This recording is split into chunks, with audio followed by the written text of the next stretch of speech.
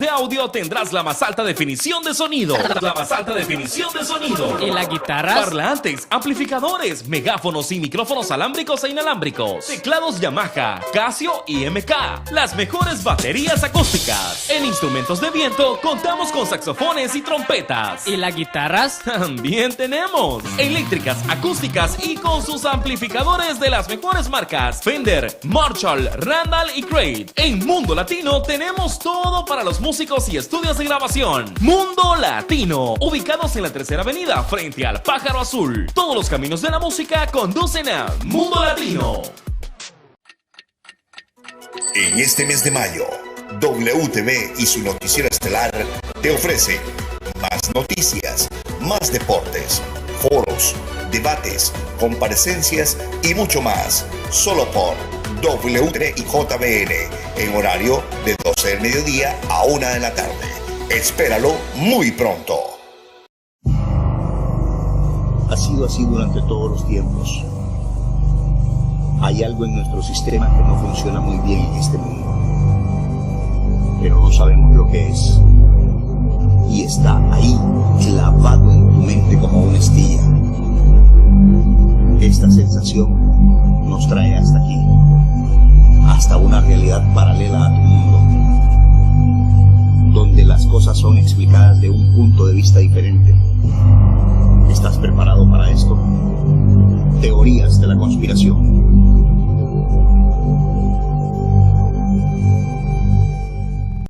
Autolote El Triángulo, sin competencia. Autolote El Triángulo. Tenemos automóviles de todas las marcas. El que busques, lo encuentras con nosotros. Todos recién traídos de Estados Unidos. Pickups, turismos, camionetas, motocicletas y más. Financiamiento disponible, precios bajos y cuotas accesibles. Cuotas accesibles. Más información al 9995-3534. 9995-3534 y 2544-1314. Autolote El Triángulo.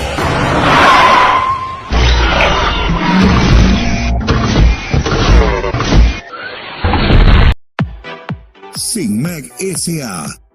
Central de mayoreo de frutas, verduras y majas. Ubicado en el Cauli, San Manuel Cortés, kilómetro 20, San Pedro Sula, El Progreso, Lloro. Nuestra central de mayoreo consta de 63 locales comerciales, 5 manzanas de parqueo para rastras y camiones, con el propósito de cumplir como el principal centro de abastos del país. Le garantizamos una infraestructura adecuada para el uso de productores, comerciantes y consumidores. Sinmag S.A., Central de mayoreo de frutas, verduras y más.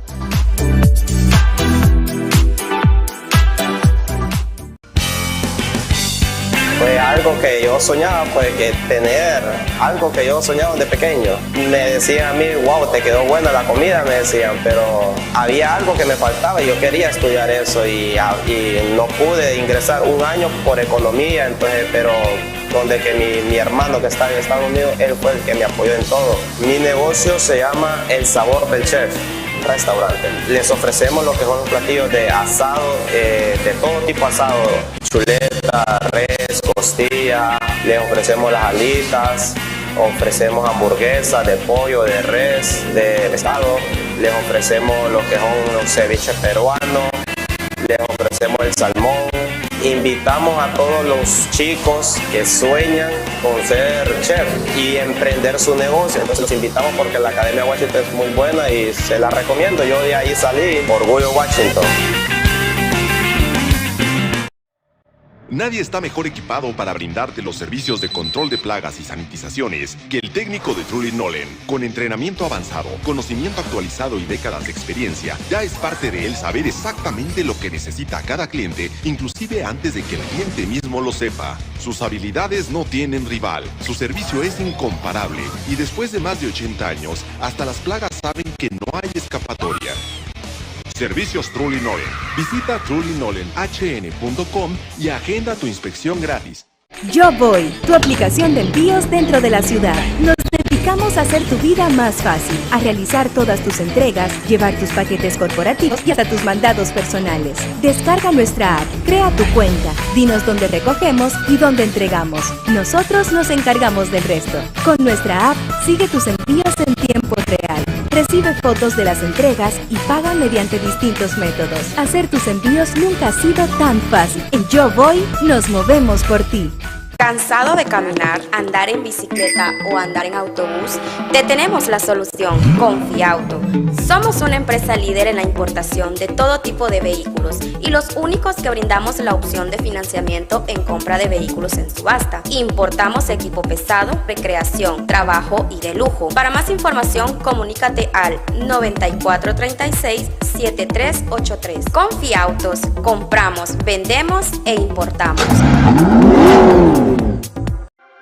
Al cierre, un programa de análisis y debate informativo en el que analizaremos junto a los expertos temas de interés nacional, temas que agobian a nuestro país y al pueblo hondureño, en un horario de lunes, miércoles y viernes, de 6 a 7 de la noche, por la señal a nivel nacional de WTV, el canal con más actitud.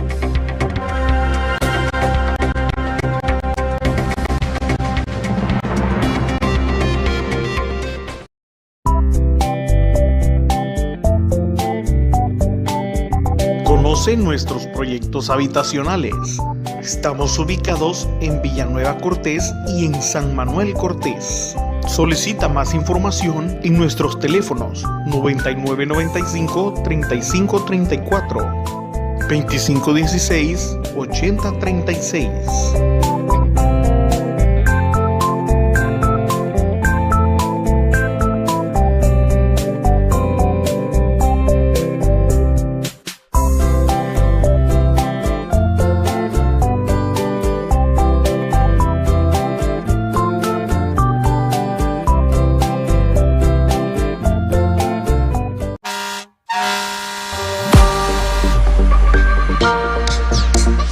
Llegó la Tacuacina. ¿Quieres traer tu auto de la USA y no sabes cómo? Nosotros te ayudamos. Traemos camiones, volquetas, carros turismos y más. Ya sea chocado o nítido, no importa el tamaño o la marca. Te lo traemos de manera rápida y segura y al mejor precio. Contacta con nuestros asesores al 919-3278-527 o al 832-2317-255. La Tacuacina. ¿Hay alienígenas en la Tierra? ¿Pisó realmente el hombre la Luna? ¿Hay armas de alta tecnología operando inteligentemente sin nuestro conocimiento? Desde estelas químicas hasta Jesús o Kennedy, haremos una cuenta atrás de las conspiraciones y planes secretos más notorios de todos los tiempos. Si la historia que nos enseñaron en el colegio fuera mentira, ¿está el gobierno controlado por una sociedad secreta? Bienvenidos al mundo de las conspiraciones, donde los secretos ocultos y apariciones extraterrestres tienen un mismo origen. Esto es Teorías de la Conspiración.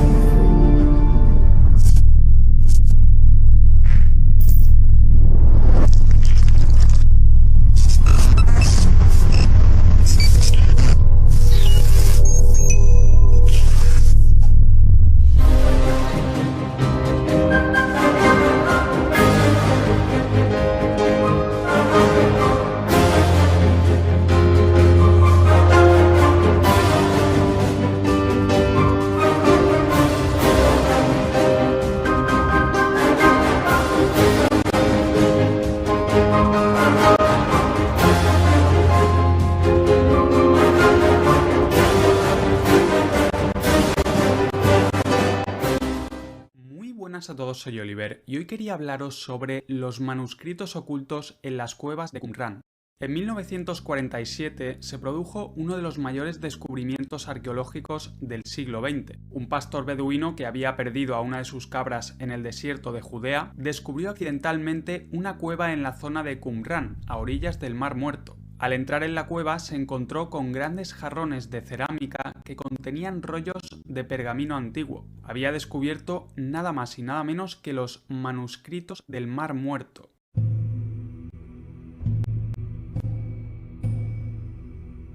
Entre los manuscritos se encontraron los textos más antiguos en lengua hebrea del Tanaj o Antiguo Testamento bíblico. También se encontraron textos apócrifos como el Libro de los Jubileos, el Libro de Enoc, el Libro de los Gigantes o el Génesis apócrifo. Otros manuscritos interesantes incluían el documento de Damasco, el rollo de los himnos y un extraño rollo de cobre que revelaba la localización de unos tesoros. En la primavera de 1947, varios de estos manuscritos procedentes de la Cueva 1 de Qumrán pasaron a manos de dos anticuarios de Belén. Uno fue el famoso Kando y el otro se llamaba Faidi Salahi. De los 7 manuscritos que poseían estos anticuarios, 4 de ellos fueron adquiridos por el archimandrita Samuel, que pertenecía al convento sirio-ortodoxo de Jerusalén. Los otros 3 manuscritos fueron adquiridos por el profesor Sukenik, de la Universidad Hebrea de Jerusalén, curiosamente en noviembre de 1947, el mismo día de la proclamación del Estado de Israel. Al año siguiente, en 1948, la prensa anunció por primera vez el descubrimiento de los manuscritos, lo cual provocó un enorme interés en ellos. Las autoridades decidieron que para establecer la autenticidad y antigüedad de los manuscritos era necesaria una excavación científica controlada de la cueva en la cual habían sido descubiertos. No obstante, por razones comprensibles, los beduinos se negaron a indicar de qué cueva provenían sus tesoros, entre las miles que había en el desierto de Judea. La negativa de los beduinos a colaborar con las autoridades hizo que al final tuviera que intervenir la Legión Árabe Jordana, básicamente el ejército de esa zona, los cuales acabaron localizando la cueva en 1949. Los arqueólogos enviados por el ejército encontraron varios fragmentos de manuscritos que venían a completar los manuscritos descubiertos anteriormente por los beduinos. Este dato, junto al análisis de la cerámica encontrada, permitía concluir que los 7 manuscritos descubiertos por los beduinos en 1947 eran originales y realmente antiguos, lo cual demostraba sin lugar a dudas la importancia que tenían estos manuscritos. El simple hecho de tratarse de documentos bíblicos o relacionados con la Biblia ya otorgaba cierto valor a estos manuscritos, pero es que además habían sido descubiertos en la tierra misma de la Biblia y tenían una antigüedad superior a los 2000 años. Los manuscritos bíblicos habían sido copiados en un periodo anterior a la canonización de la Biblia, y por tanto su estudio permitiría conocer el proceso de formación del texto bíblico y ayudaría a corregir los grandes códices medievales que sirvieron de base para las Biblias hebreas actuales. Adicionalmente, los manuscritos contenían un gran número de composiciones no bíblicas, que llenaban un enorme vacío en el conocimiento de la historia precristiana. Prácticamente la totalidad de los textos hebreos del primer siglo a.C. provienen de los descubrimientos de Qumrán, y lo mismo sucede con los textos arameos. Además, por primera vez se trataba de unas obras religiosas que estaban completamente libres de cualquier tipo de censura o manipulación. Al final se acabaron descubriendo cientos de pergaminos y fragmentos, más de 970 manuscritos en 11 cuevas diferentes. Joseph Milik, un erudito de los textos bíblicos e investigador de los manuscritos del Mar Muerto, encontró y descifró numerosos pergaminos, los cuales acabaría traduciendo años después. En septiembre de 1952, Milik se emocionó bastante al identificar el primer fragmento arameo del libro de Enoc, el cual se encontraba en una cueva entre varios fragmentos desenterrados por los pastores beduinos. En los siguientes años logró desenterrar más fragmentos arameos que cuadraban con la versión etíope del libro de Enoc, la cual llevaba disponible bastante tiempo. Antes del descubrimiento de los manuscritos de Qumrán, había ciertas dudas acerca de la versión etíope del libro de Enoc. No se sabía realmente si habían sido fieles al texto original, pero con el descubrimiento de los fragmentos arameos en las cuevas de Qumrán, se confirmaba que la versión etíope, que es la más conocida hoy en día y la que vemos en internet, era una traducción acertada del libro de Enoc original. En el llamado Génesis apócrifo, otro de los manuscritos encontrados en Qumrán, se recogen los testimonios personales de los patriarcas originales de la Biblia. Lo interesante es que las primeras páginas incluían un testimonio escrito del propio Enoc, aunque desafortunadamente en tiempos modernos se han perdido y solo quedan algunos fragmentos acerca del nacimiento de Noé. La fecha de los manuscritos del Mar Muerto es, como mínimo, desde el tercer siglo a.C. hasta el año 70 aproximadamente, y están escritos en su mayoría en hebreo, aunque también hay partes en arameo y en griego. Están hechos principalmente de pergamino, aunque algunos son de papiro, y el texto de uno de los rollos está grabado en cobre. La denominación de cada fragmento se realizó indicando primero el número de la cueva en la que fue descubierto, seguido por la letra Q, por ejemplo 1Q, 2Q y así sucesivamente. La cueva número 11 de Qumran fue descubierta en 1956 por el mismo pastor beduino que había descubierto la primera cueva. A estas alturas el precio que pedían por los manuscritos era muy alto debido al gran interés que habían suscitado en los anteriores años, y por tanto las autoridades no pudieron adquirirlos. Esta situación cambió radicalmente con la ocupación israelí de Jerusalén y de Belén en 1967. El gobierno de Israel confiscó sin más los manuscritos que se encontraban en manos de anticuarios de Jerusalén, aunque después de la guerra compensaron a estos anticuarios con más de $100.000 por los manuscritos que les habían confiscado. En 1954, el hijo del profesor Sukenik le compró al archimandrita Samuel los manuscritos restantes, por lo que finalmente los 7 manuscritos originales fueron reunidos en el Estado de Israel, en un museo llamado el Santuario del Libro. En la actualidad la mayoría de los manuscritos se encuentran en el Museo de Israel y en el Museo Rockefeller de Jerusalén, así como en el Museo Arqueológico de Jordania en Amán. Otros manuscritos o fragmentos se encuentran también en la Biblioteca Nacional de Francia en París o en manos privadas, como la colección Schoyen en Noruega.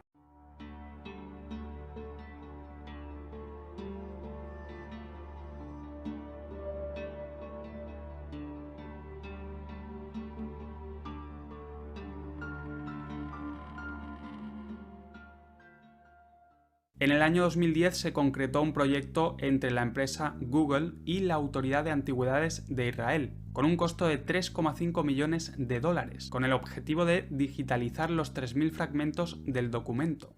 What's exciting about this launch is that users from all over the world can access these ancient scrolls through wherever they are, and they can experience them through any device anywhere in the world.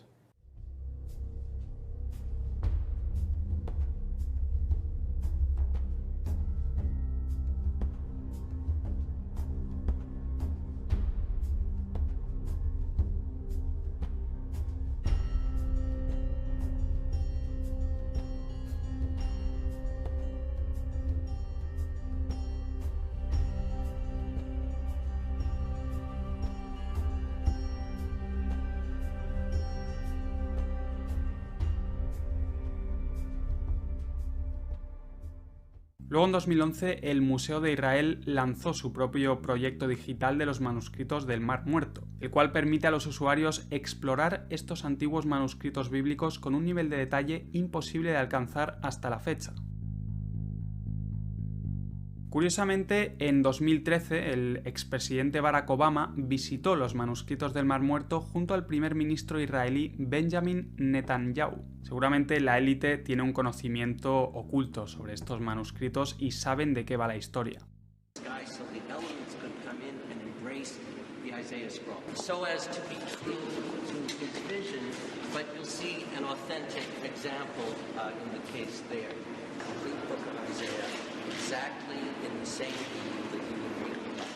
En febrero de 2017, arqueólogos de la Universidad Hebrea de Jerusalén anunciaron el descubrimiento de la cueva número 12 en unas colinas al oeste de Qumran, cerca de la orilla noroeste del Mar Muerto. Si bien no se encontraron manuscritos en esta cueva, sí que se encontraron frascos vacíos, por lo que se cree que su contenido fue saqueado. Además se encontraron hachas de hierro que serían de alrededor del año 1950, dando a entender que efectivamente la cueva había sido saqueada. En próximos vídeos seguiremos analizando los secretos que esconden estos manuscritos. Si eres nuevo al canal, suscríbete, ya que seguiré hablando sobre estos temas.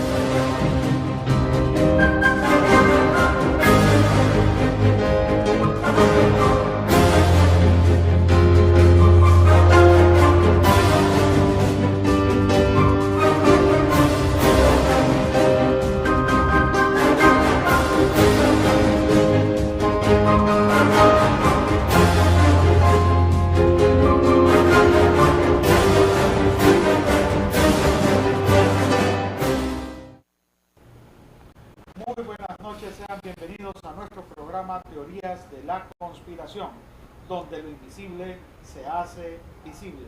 Esta vez con un tema fuerte, un tema que yo creo que nos va a mover un poco, y se trata de los libros apócrifos. Estos libros fueron eliminados de la Biblia. ¿Por qué razón? Así que vamos a indagar con ustedes y vamos a aprender un poco. Y como siempre, nuestro compañero Antonio Vázquez Ardón. Ya veo que sí le gusta bastante mencionar mi nombre, mi último apellido, pero qué bueno. Bueno, agradecemos a todas las personas, invitamos desde este momento para que participen, llámenos, ahí están los números en pantalla. Y hoy, esta noche, como usted lo ha dicho, es un tema fascinante, los libros apócrifos, ¿por qué fueron eliminados de la Biblia? Vamos a entrar en controversia con muchos televidentes, porque en definitiva sí hay muchos rasgos y evidencias que tienen una connotación bárbara. Definitivamente... Bueno, de hecho traemos esto, la Biblia, hoy para poder debatir con ella también. Claro que sí, por lo mismo, cuando vayamos desarrollando este tema nos vamos a dar cuenta, o nos vamos a ir a estrellar un muro donde hay mucha evidencia que es irrefutable, donde habla sobre estas cosas. En definitiva va a estar muy interesante. Bueno, pues ya vemos cuál va a ser nuestro contenido, y hoy tenemos una invitada que yo sé que a ustedes les agrada mucho, que tiene esa energía positiva que nos transmite a todos, y se encuentra con nosotros Nani Luminaria, María del Carmen Doigonigi. Lo siento. No importa, está todo bien. Decí Nani Luminarias y ya está. ¿Qué tal? Muy buenas noches. ¿Cómo le va a ustedes? Gracias a Dios, excelente. Bueno, me alegro, a mí también. Estamos muy cerquita de un congreso que voy a realizar, así que, bueno, también estamos con las expectativas de ese congreso. Y como vos decías hace un ratito, vos y Antonio, es un tema bastante interesante el que vamos a desarrollar hoy. Es inquietante también, y por ahí podemos llegar a decir cosas que son difíciles de digerir también, ¿no? Porque hay que ver por qué se han escondido esos libros, por qué le dicen libros apócrifos, ¿no? O sea, ¿por qué lo han censurado? ¿Cuál fue el motivo? Y demás. Así que, bueno, va a estar bastante interesante esta noche. De hecho, curiosamente, cuando hablamos de la Biblia, encontramos tres tipos de Biblia. La Biblia que generalmente utilizan las iglesias evangélicas, la Biblia católica, y tenemos una Biblia más que es la Biblia etíope. En la Biblia evangélica se manejan 65 libros. Sin embargo, la Biblia católica maneja 71 y la Biblia etíope maneja 83. ¿Por qué? Esa es la pregunta. Mira, yo te podría decir por qué, pero nos tendríamos que remontar a la historia, a los comienzos de la crucifixión de Jesús. O sea, desde el momento en que crucifican a Jesús, ahí no había religión, había seguidores. O sea, tenemos que manejarnos desde ahí para llegar hasta, ¿no? Que son estas tres Biblias y los libros apócrifos. Te diría que una vez que Jesús lamentablemente asciende a los cielos y deja la superficie, lo único que se sabía de él era lo que se hablaba, lo que se contaba. Entonces, entre amigos, vecinos y personas que conocían a Jesús, iban contando entre ellos los acontecimientos y las vivencias que habían tenido con él. Y así pasaron 30 años después de su muerte. Después de eso, en realidad empezó a haber, digamos, en todo lo que fue el Imperio Romano, una serie el pueblo estaba bastante dividido y eran politeístas. Si bien estaban los cristianos, pero había quienes adoraban al sol, quienes adoraban... en el año 70 después de Cristo, o sea, 40 años después de esos 30 que yo te decía, se fueron encontrando algunos evangelios, como se encontró el Evangelio de Marcos. Pero siguiendo la historia, en los años 200 después de Cristo, también se fueron encontrando otros evangelios más, como el de Felipe, el Apocalipsis de Santiago y otros evangelios más. Bien, ¿qué sucedió? En la época del Imperio Romano, como todos ellos estaban divididos, todo el imperio, y era, digamos, ellos eran politeístas, ya entramos en la época de Constantino.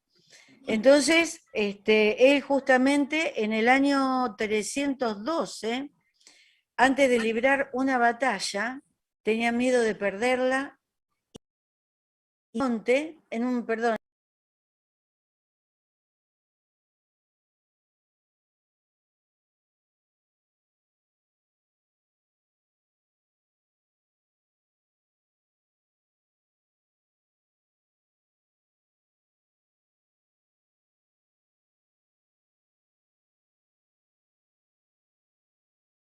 a él como para unir a todo ese pueblo que era politeísta, lo unió en una gran religión, que era la cristiana. Pero no porque él era cristiano, sino porque Constantino en realidad era también, era una persona que nunca creyó en Jesús. Pero eso le sirvió a él como estrategia para poder gobernar, no solamente a nivel religioso, o sea, para juntar la gente, sino también para hacerlo a nivel político. Es interesante lo que nos está diciendo Dani, porque en esa época, si no más recuerdo, decía que el 60% de la población de Roma estaba buscando el cristianismo, se habían ido haciendo adeptos al cristianismo. Entonces, de alguna forma, había que poder amalgamar esta población, y para poderla controlar era necesario. Claro, unirlos. Los unieron en la religión cristiana, pero también o sea, es como que introdujeron la política dentro de lo que es la religión para poder hacer una dominación de todo lo que es un gran pueblo, ¿no? Entonces, Constantino, ¿qué hace? Llama al concilio de Nicea en el 325, donde llama a todos los, digamos, a los sacerdotes más preponderantes de la época, claro, más conocidos, que eran de distintas partes, de diferentes países. Y allí fue donde eligieron los libros que iban a poner y los que iban a sacar. Y ellos lo tenían todo sobre la mesa. Ahorita que hablas de eso, recuerdo de que estos líderes religiosos se les encargó traducir la Biblia del hebreo al latín. Y luego se hizo un concilio, así como está diciendo, y empezaron a comparar cada una de las traducciones. Y según cuenta la historia, lo increíble era que eran totalmente iguales. Habían pequeñas variaciones quizás, pero eran muy, muy parecidas. Y luego ellos empezaron a seleccionar qué libros iban a escoger en base a cómo iban a manejar a la gente de una forma política. Entonces empezaron a buscar la parte romántica de la Biblia, aquellos libros que les servían para que ellos pudieran mantener su dominio. Sí, y los libros que ellos eligieron fue Marcos, Mateo, Lucas y Juan. O sea, ellos eligieron esos 3 evangelios. De ahí en más, todos los otros los consideraron prohibidos. Es correcto. Justamente por el contenido de esos libros. Y bueno, fueron pasando los años y resulta que después se armó, había un grupo de, digamos, de seguidores de Jesús que estaban en contra de esta reforma que hizo Constantino. Los gnósticos. Claro, que ellos decían, exacto, porque ellos decían que podían llegar a Dios directamente. O sea, y es real, que todo ser humano tiene la conexión directa con Dios. Y bueno, hubo una gran prohibición que te digo que hubo muchas muertes, mucha gente castigada. Claro, castigada justamente porque tenían guardado, si se metían en las casas y te llegaban a encontrar un libro prohibido, directamente los mataban, los asesinaban. O sea que hubo una lucha terrible con ese tema. Por eso te digo que eran momentos bastante difíciles y todos estos libros en realidad fueron encontrados bajo tierra. O sea, todos enterrados, guardados en vasijas de barro, debajo de arena y de la tierra. Me acuerdo los rollos de Mahamadi en Egipto, que allí encontraron varios evangelios. Y bueno, y los más conocidos son los de Tomás, que es un de María Magdalena. El de María Magdalena, el de Judas, el de Pedro lo encontraron creo que en 1886, en unas vasijas. El Apocalipsis de Felipe. La Apocalipsis de Felipe, y bueno, y así sucesivamente fueron encontrando todos. Bueno, ahora ya los tenemos, ya están. Hay que encontrarlos, ¿no? Pero bueno. Sí, porque realmente, a pesar de toda la tecnología que tenemos, todavía son muy herméticos para poder encontrar estos libros. Lo noto bien callado. No, solo observando. Estoy ahí sumando. Antonio. Está precioso la exposición que está haciendo Nani, usted también, las intervenciones que ha tenido, fantásticas. Sin embargo, hay puntos ahí que tenemos que resaltar, y es que los textos apócrifos es prácticamente una historia alternativa de la vida de Jesucristo. Hay cosas que fueron puestas en conveniencia de la Iglesia Católica. En los libros apócrifos. Claro, y como usted lo ¿Qué decía, opina entonces de los libros apócrifos que están en la Biblia etíope? También sería conveniencia, porque no solamente están eso, están también los católicos y los etíopes. Ahí vamos a entrar en discrepancia, y aquí viene lo interesante, que muchos textos de la Biblia fueron escritos en arameo y en hebreo. Entonces, algunos filólogos creen que al hacer las traducciones a latín, luego de latín se tradujo a los diferentes idiomas que conocemos hoy en día. Ahí hubo una mezcla y ahí se alteró muchos textos de la Biblia. Es lo que creen algunos eruditos, expertos en la materia. Y hay cosas que son sorprendentes. Imagínese usted algo que es sorprendente, realmente que cuando lo piensa usted le ponen los pelos. ¿Por qué la Biblia nunca comenta la edad de Jesucristo? Le comenta hasta los 12 años, 13, por ahí. Pero a partir de los 13 a los 30 años no lo comenta. Algunos libros apócrifos o textos prohibidos sí arguyen que Jesucristo estuvo allá en el Tíbet aprendiendo meditación y algunas otras cosas. Y por eso es que él alcanzó la iluminación. Y es sorprendente, por eso decíamos al principio que podíamos entrar aquí en controversia por comentar estas cosas. Y ahí vamos, aquí viene lo interesante.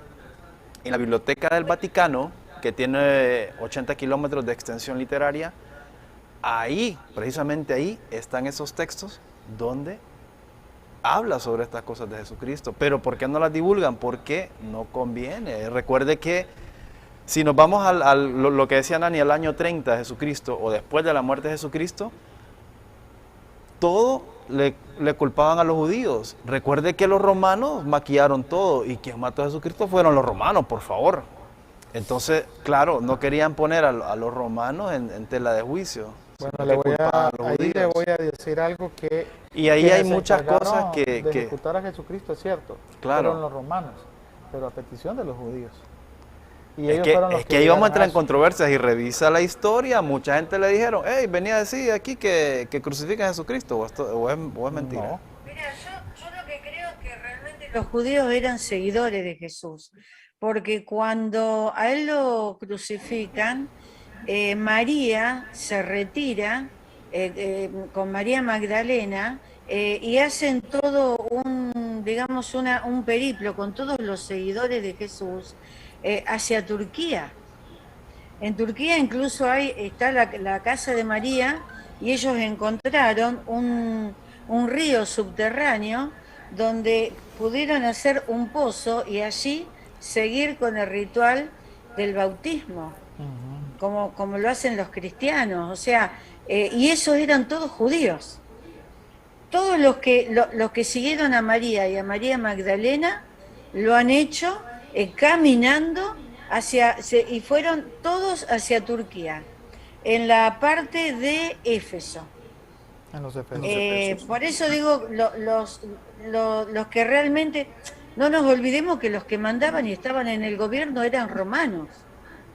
Fueron los romanos quienes mataron a Jesús.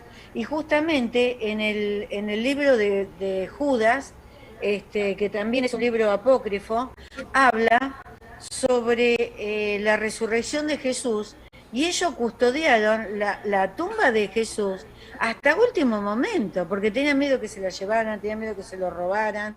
O sea, odio tenían, pero justamente porque ellos iban a perder el poder político, dejándolo a Jesús vivo. Y en lo que dice el libro de Judas, ya internándonos en este libro apócrifo, que ahora lo estoy recordando, estuvieron custodiándolo hasta después de su muerte, estando muerto, y fueron justamente ellos los que pudieron ver cómo resucita Jesús, acompañado por 2 hombres. O sea, ven 2 hombres que salen de la tumba con él, algo, digamos, como plasmático, y que ascienden a los cielos. Y después ellos son los testigos y los que narran en el libro de Judas. Pero ahí ya mezclaron como, ya ahí tenían mezclada, ya los romanos habían mezclado la religión con la política. Por eso lo mataron. Definitivo. Y no solamente se da eso, no sé si te has fijado, Nani, que en la Biblia muy poco aparecen mujeres. Lo que ellas hicieron, apenas aparece Esther. ¿Está diciendo entonces que la Biblia tiene machismo? Sí. En pocas palabras. No machismo. Los que decidieron que el libro ahí, escuche. Los que decidieron que el libro ahí eran machistas, porque existía el Evangelio de María y lo quitaron. Claro. Sí. ¿Por qué lo quitaron? Porque María Magdalena era líder. Había mujeres líderes en ese momento. Siempre entonces no querían que se supiera. Juana de Arco fue una mujer líder. Juana de Arco. Claro. Y a la pobre la quemaron viva. La quemaron viva. Y de hecho es la patrona de Francia, Juana de Arco, hoy en día. Patrona de Francia. Bueno, vamos a ir a nuestro siguiente video. Esperamos que puedan comentar y puedan darnos sus opiniones acerca de los libros apócrifos. ¿Será realmente que la Biblia fue seccionada a conveniencia de unos cuantos para poder gobernar el mundo y someter a las masas a través de la religión? ¿O realmente estos libros apócrifos no tienen nada que ver con la realidad de lo que era Jesucristo? Una pausa, ingeniero, antes de irnos con el video. Pero si la otra cara de la moneda fuera que realmente en los textos apócrifos está la verdad sustancial. Ustedes podrán decidirlo. Ustedes podrán decidirlo. Nos vamos entonces con nuestro próximo video.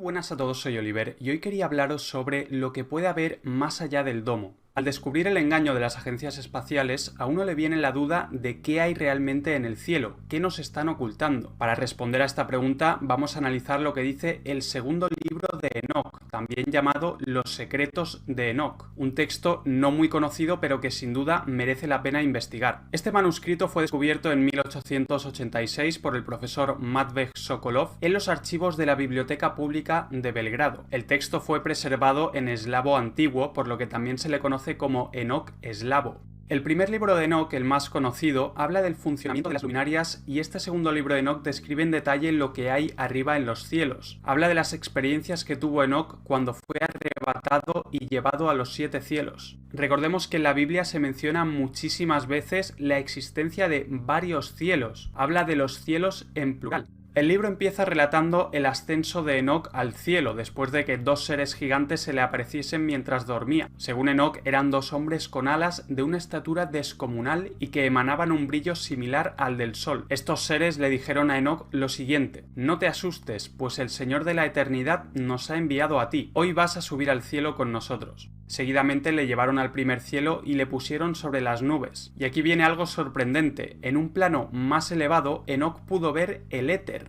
Como sustancia se hablaba del éter desde épocas presocráticas como uno de los 5 elementos de la naturaleza. También se le conocía como el quinto elemento o quinta esencia. En la mitología griega, por ejemplo, el éter o aéter, que en griego antiguo significa quemar, era la personificación del cielo superior. En los poemas homéricos, el éter es concebido como una región por encima del aire y que a su vez está bajo el firmamento. Durante el siglo XIX, el éter era un medio imprescindible para poder explicar las acciones de los cuerpos a distancia, por ejemplo la luz, la electricidad y el magnetismo. Físicos de la época como Faraday, Thomson y Maxwell estudiaron experimentalmente las características del éter, llegando a definir algunas de sus propiedades. No obstante, con la publicación de la teoría especial de la relatividad de Einstein en 1905, el éter fue descartado por una serie de intereses ocultos. Justo después de observar el éter, Enoc dice otra cosa sorprendente. Dice que le colocaron por fin en el primer cielo y le mostraron un mar inmenso, mucho más grande que cualquier mar que hay en la tierra. Esto es increíble porque siempre hablamos de las aguas de arriba del firmamento que se mencionan en la Biblia y otros escritos, y aquí el segundo libro de Enoc nos dice claramente que en el cielo, en el primer cielo, hay un mar mucho más grande que cualquier mar que hay en la tierra. Como curiosidad, quería mencionar que la NASA en su página web oficial puso esto, mundos oceánicos. Y aquí dicen que hay agua en el sistema solar y más allá, mientras te muestran una imagen de las aguas de arriba. Ya sabemos que les gusta mucho usar los mensajes subliminales. Siguiendo con el segundo libro de Enoc, luego le trajeron a los señores y jefes de las órdenes estelares y le presentaron a los 200 ángeles que mandan sobre las estrellas y el mundo sideral. Esto también es muy interesante porque en el primer libro de Enoc ya se menciona la existencia de seres celestiales que guían a las luminarias. Enoc sigue diciendo que allí pudo contemplar los depósitos de la nieve, del hielo y de las nubes, así como a los ángeles que vigilan sus terribles almacenes. Esto es algo que también aparece en el primer libro de Enoc, estos depósitos que estarían en el primer cielo. Después de ver eso, los 2 seres que le acompañaban le llevaron al segundo cielo, donde le mostraron tinieblas mucho más densas que las que hay en la tierra. Allí vio unos cautivos en cadenas, colgados y esperando el gran juicio. Estos espíritus tenían un aspecto más oscuro que las tinieblas de la tierra y se lamentaban sin cesar. Los 2 seres que le acompañaban le dijeron a Enoc que estos eran los ángeles de Dios que no obedecieron sus órdenes, sino que se rebelaron junto a sus líderes, los cuales ahora se encuentran encerrados en el quinto cielo. Después de eso le llevaron al tercer cielo y le pusieron en medio del paraíso. Según dice Enoc, este es un lugar de una bondad incomprensible, en el que pudo ver toda clase de árboles en pleno florecimiento, cuyos frutos olían agradablemente. En el centro de este lugar se encontraba el árbol de la vida, que según Enoc es indescriptible tanto por su calidad como por la suavidad de su aroma, y es de una hermosura superior a todas las cosas existentes. Luego desde allí le llevaron a la parte norte, a la parte boreal, donde le mostraron un lugar terrible, donde suceden toda clase de tormentos. Enoc dice que este sitio está cubierto en tinieblas y un fuego oscuro que se inflama continuamente. Está reservado para los hombres que no veneran a Dios y cometen perversidades en la tierra. Esto es interesante, está diciendo que en el tercer cielo está el paraíso y luego al norte de este lugar hay un sitio de castigo para los injustos. Curiosamente, en la Biblia se dice que el paraíso está en el tercer cielo. En 2 Corintios 12 se dice que conozco a un hombre en Cristo que hace 14 años fue arrebatado hasta el tercer cielo y conozco al tal hombre que fue arrebatado al paraíso, donde oyó palabras inefables que no le es dado al hombre expresar. Después de esto le llevaron al cuarto cielo, donde le mostraron el recorrido del Sol y de la Luna. Pudo medir sus trayectorias, comprobando que el Sol tiene una luz 7 veces más intensa que la luz de la Luna, cosa que también se dice en el primer libro de Enoc. Luego dice que al Sol le acompañan 4 estrellas enormes. También dice que hay miles de estrellas a la derecha y a la izquierda del Sol que le acompañan continuamente, así como 2 espíritus voladores parecidos al Fénix que llevan el carruaje del Sol. Después de esto llevaron a Enoc a la parte oriental de este cielo y le enseñaron los 6 portales por los que sale el Sol. Dice que cada uno de estos portales medía 61 estadios y cuarto. Un estadio equivale aproximadamente a 185 metros, por lo que estaríamos hablando de unos 14.000 metros o 14 kilómetros en total. Esto es lo que mediría cada portal, 14 kilómetros o 14.000 metros, según el segundo libro de Enoc. De ser cierto, sin duda sería algo fascinante, porque esto nos puede dar una pista sobre el tamaño real del Sol, que evidentemente no tiene las dimensiones alocadas que dice la astronomía moderna, ni se encuentra a 150 millones de kilómetros. Está mucho más cerca y es mucho más pequeño de lo que nos han contado. Luego en la parte occidental de este cielo vio otros 6 portales que estaban alineados con los 6 portales orientales, tal y como aparece descrito también en el primer libro de Enoc. El Sol nace de los portales orientales y se pone en los portales de occidente. Sale del este y se pone en el oeste.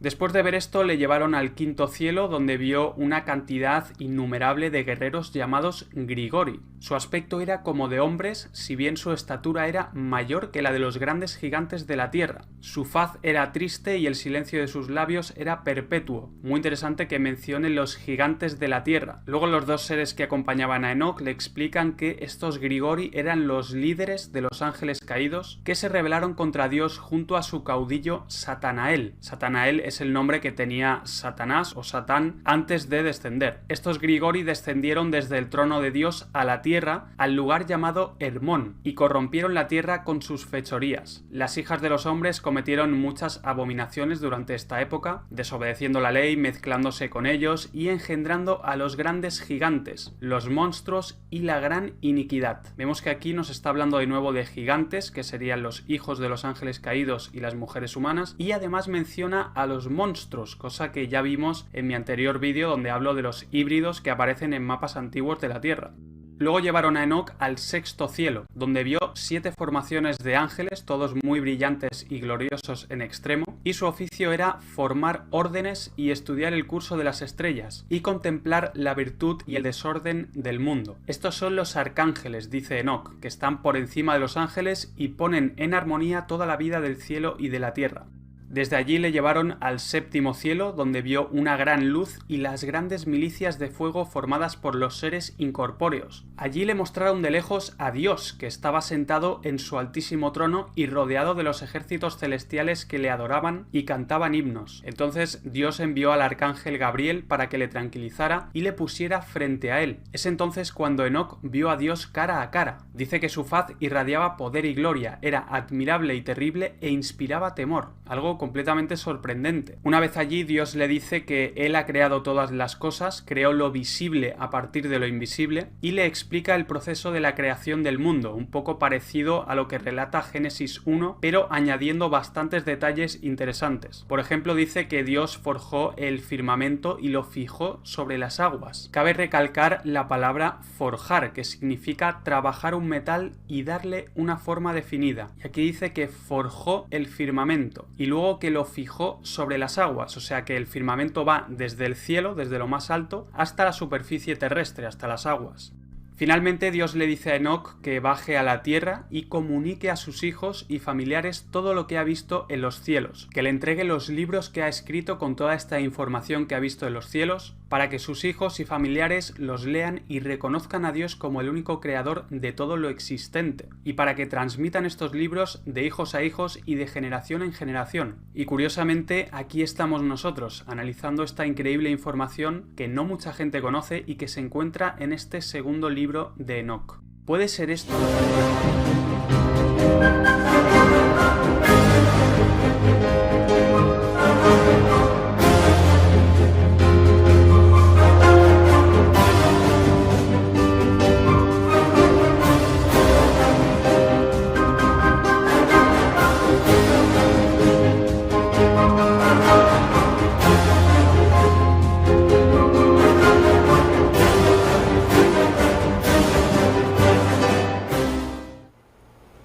Gracias por continuar con nosotros en su programa Teorías de la Conspiración. Bueno, acabamos de ver un video muy bonito que habla acerca de los libros de Enoch que no aparecen en los registros bíblicos. ¿Qué le ha parecido a usted esto? ¿Qué piensa acerca de esto? Es bastante embarazoso cuando discutimos sobre estos textos de Enoch, porque ahí habla de otras cosas sorprendentes que no son de este mundo. Ahí habla ya que él fue llevado, sacado de este mundo, vio que la tierra era redonda. Habla también de los gigantes. Y esto me asalta el pensamiento de un famoso pastor de aquí, que no voy a decir el nombre porque va a decir que ya lo estamos gastando el nombre. Pero él siempre soslaya mucho sobre esto cuando da sus sermones. Es un famoso pastor de San Pedro Sula, usted sabe a quién nos estamos refiriendo. Y él toma con mucha pasión cuando habla sobre estos textos de Enoch. Y la pregunta es, ¿por qué? Si este pastor, que es una figura o un personaje o una persona que verdaderamente tiene miles y miles de seguidores, no solo en San Pedro Sula, en muchas ciudades de Honduras tiene miles de seguidores, ¿por qué él ahonda bastante en esto de Enoch? ¿No cree usted que es intrigante? Porque él lo hace con tanta euforia. Bueno, yo podría decir que porque, si ahonda en eso es porque he estudiado acerca del tema. Claro, porque estudia la teología, pero más allá de esos estudios, pienso que también hay algo personal, porque, vaya, usted es un investigador de ovnis, sí, estudia, tiene varios años estudiando, pero también ha tenido experiencias propias, y esas experiencias propias son lo que a usted lo apasiona hacer algo, como usted que es ingeniero, los otros que son albañiles, médicos, maestros, etcétera.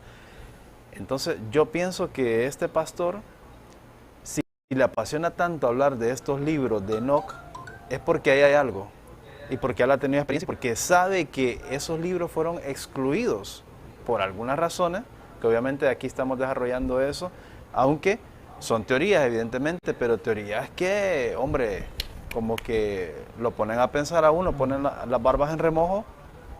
¿Por qué razón eliminaron esos textos? Bueno, tenemos aquí un saludo desde Tegucigalpa del 9747-12 de Cecilia Rivas, nuestra gran amiga Cecilia Rivas, que nos dice: buenas noches, me complace verlos nuevamente. Reciban un abrazo fraterno a Nani, Tomás y Antonio. Gracias. Bueno, muchísimas gracias. Muchísimas gracias. Y también tenemos un saludo aquí, permítame, de Rosa Pons, que nos dice que nos está viendo desde Choloma, que muy interesante el programa. Rosa Pons, bueno, saludos a la gente de La Jutosa. Le cuento que en La Jutosa nos ven, saludos especiales ahí para nuestros amigos de La Jutosa.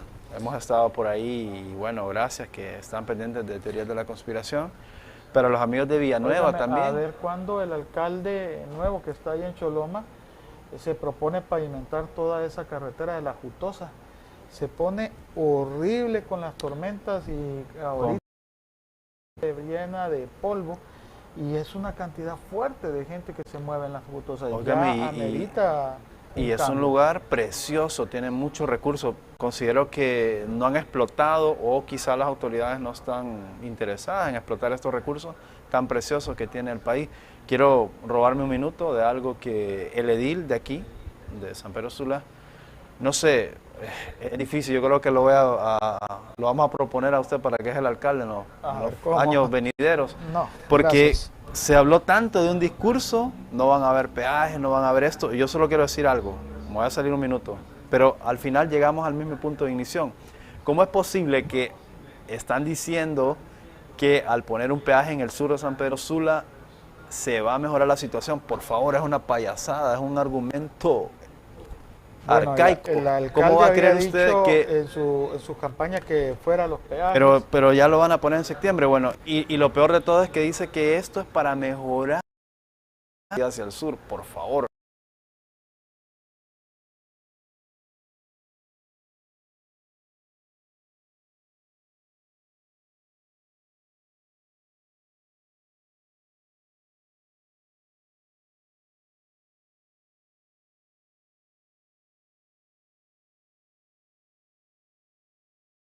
Claro, por favor.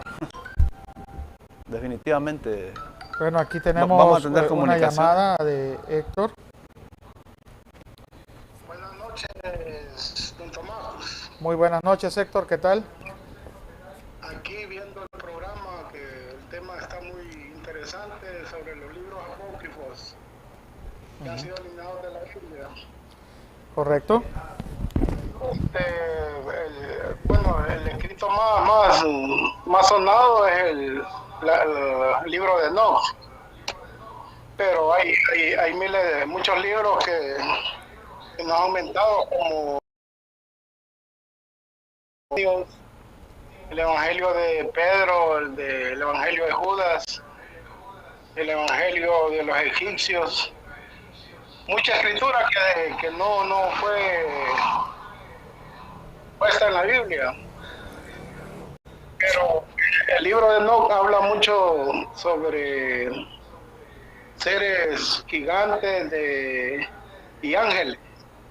Ángeles caídos, sí, habla de muchas batallas, habla de las visitas que él tuvo, y de cómo conoció el trono de Dios, e inclusive se dice que él le vio frente a frente, que se vio frente a frente con Dios. O sea que ahí tenemos una gran cantidad de información que podría posiblemente cambiar nuestra percepción de lo que realmente es el Eterno Padre. Es correcto.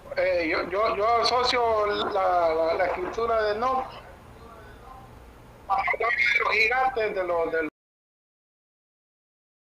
asocio eso con los Anunnakis que vinieron y esclavizaron a la humanidad.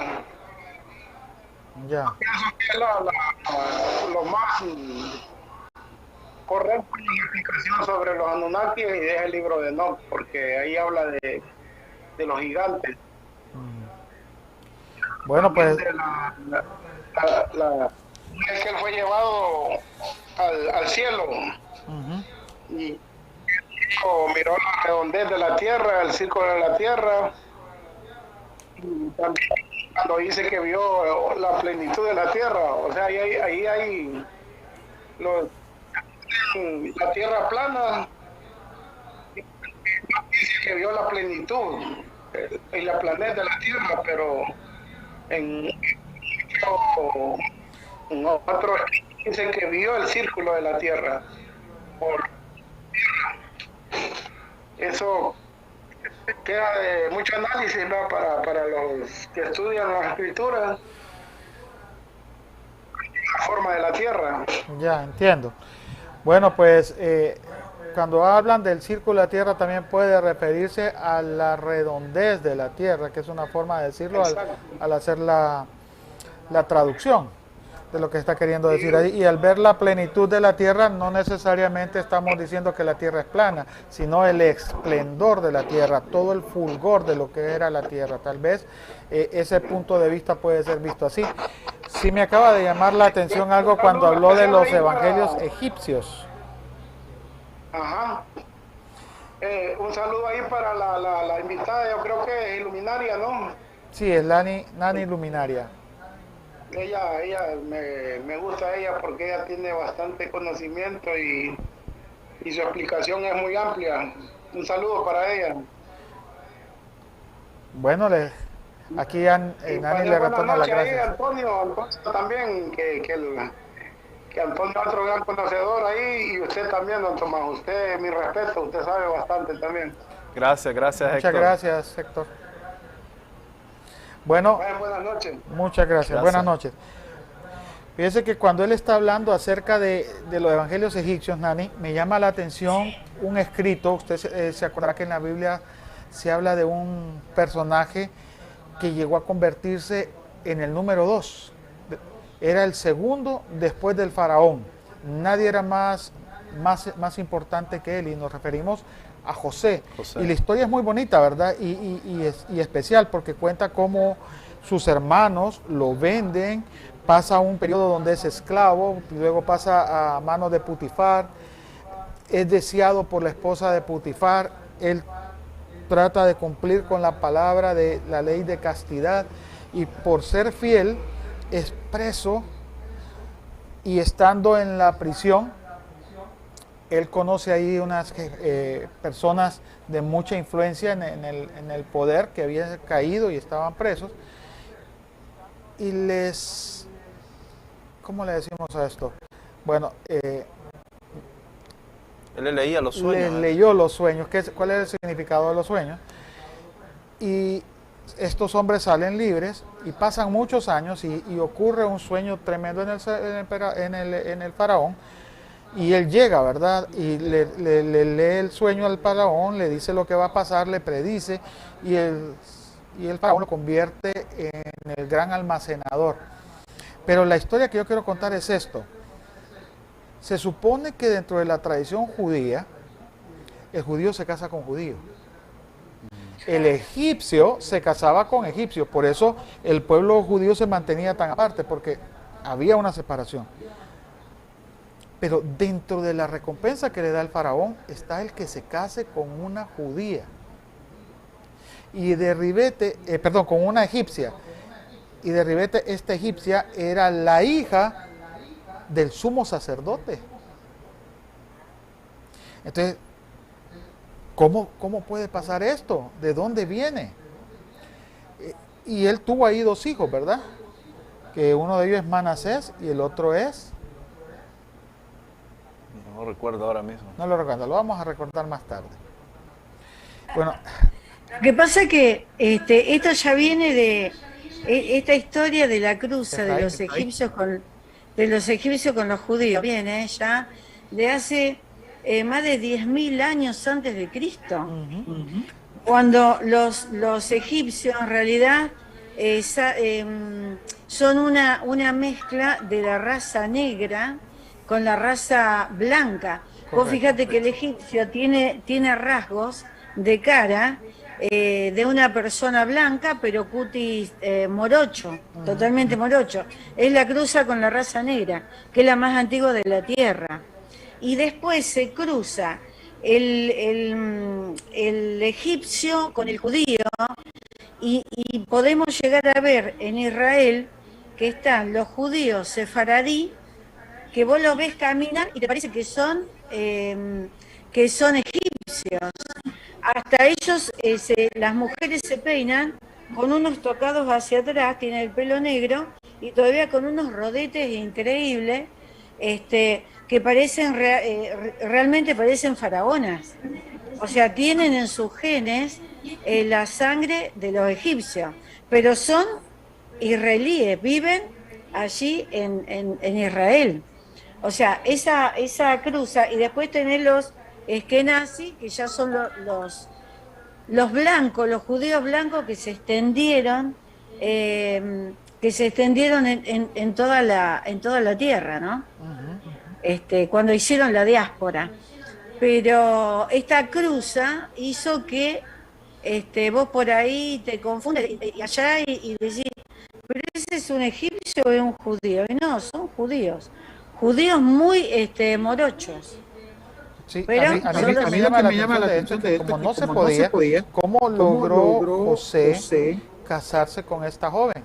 Entonces hay un escrito donde dice que hubo todo un ritual donde esta joven oró, dejó sus dioses paganos y buscó al Dios vivo, y recibió una revelación de que ella tenía que ser puesta en un panal.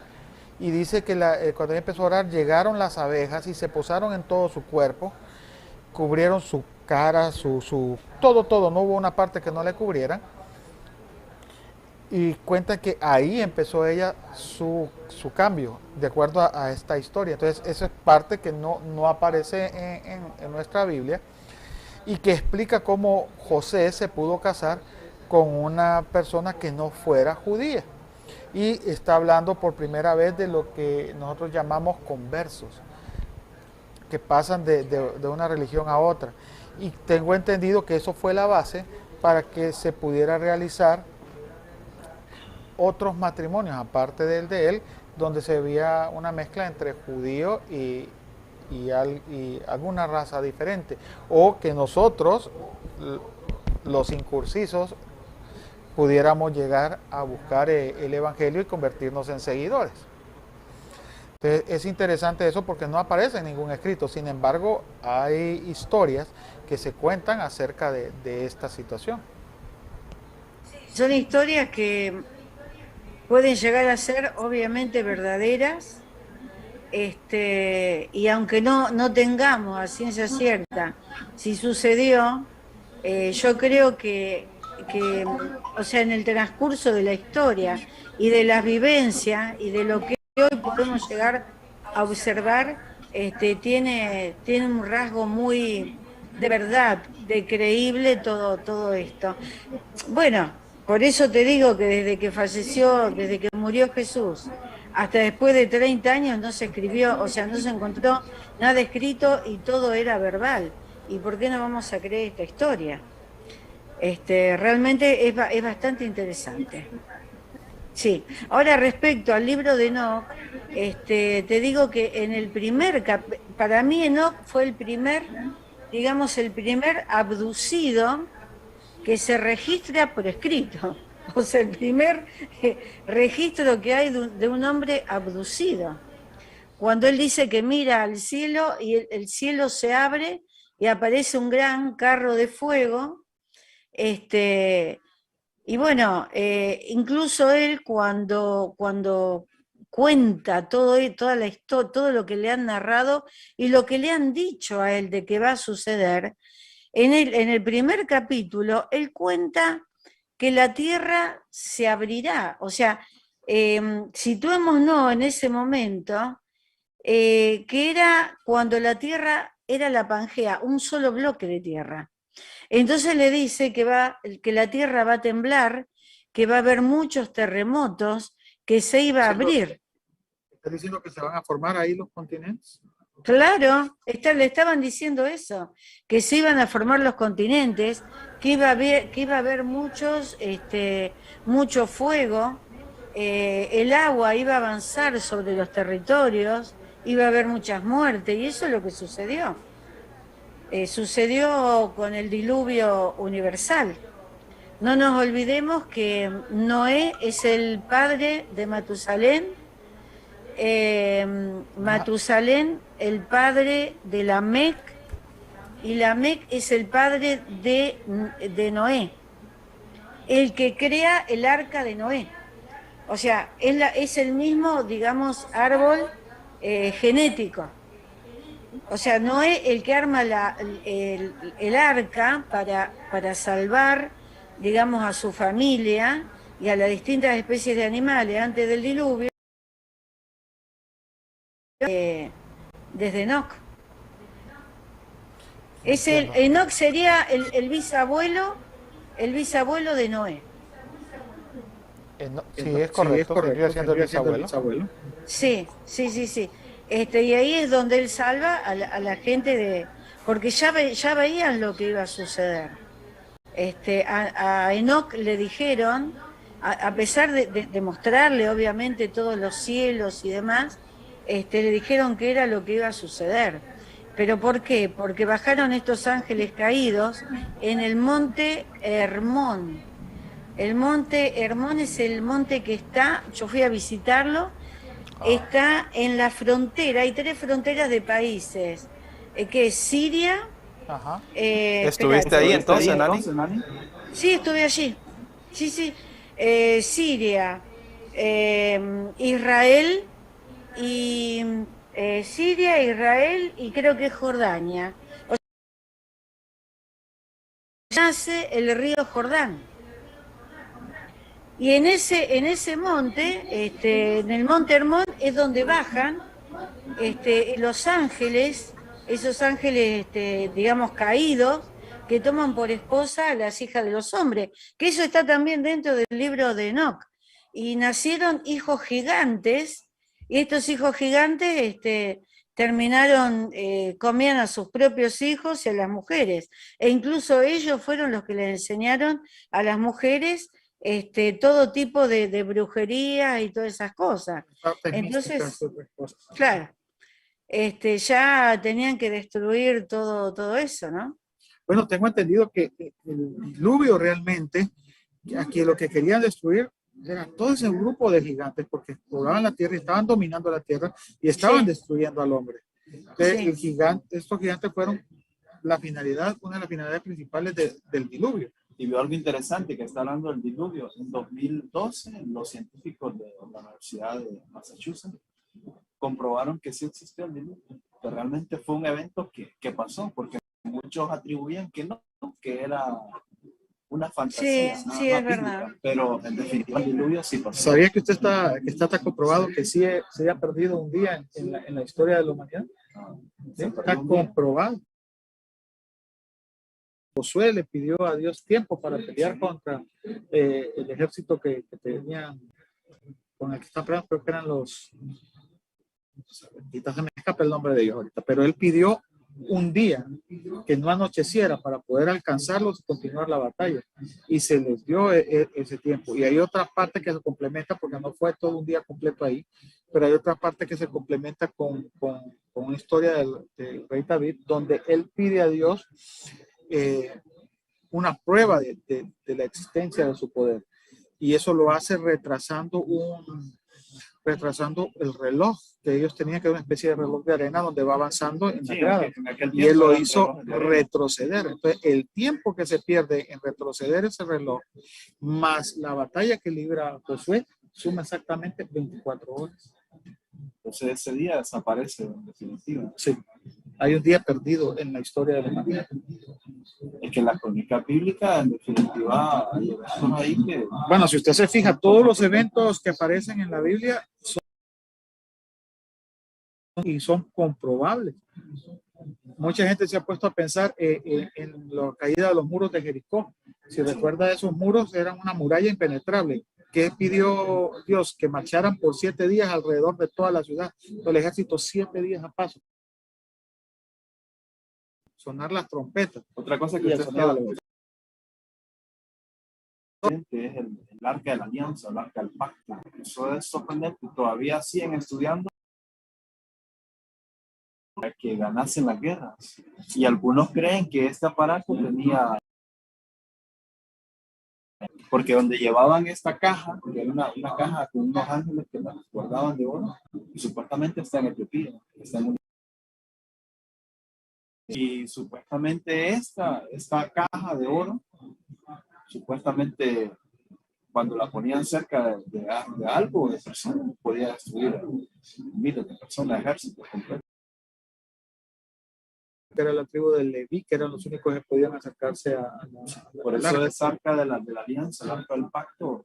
Créanme que es algo que lo pone a pensar a uno. Claro que sí. Sí, bueno, eso, yo creo que eso realmente era algo, supongo yo, algo extraterrestre, como dice Antonio, y que incluso no lo podían tocar con las manos.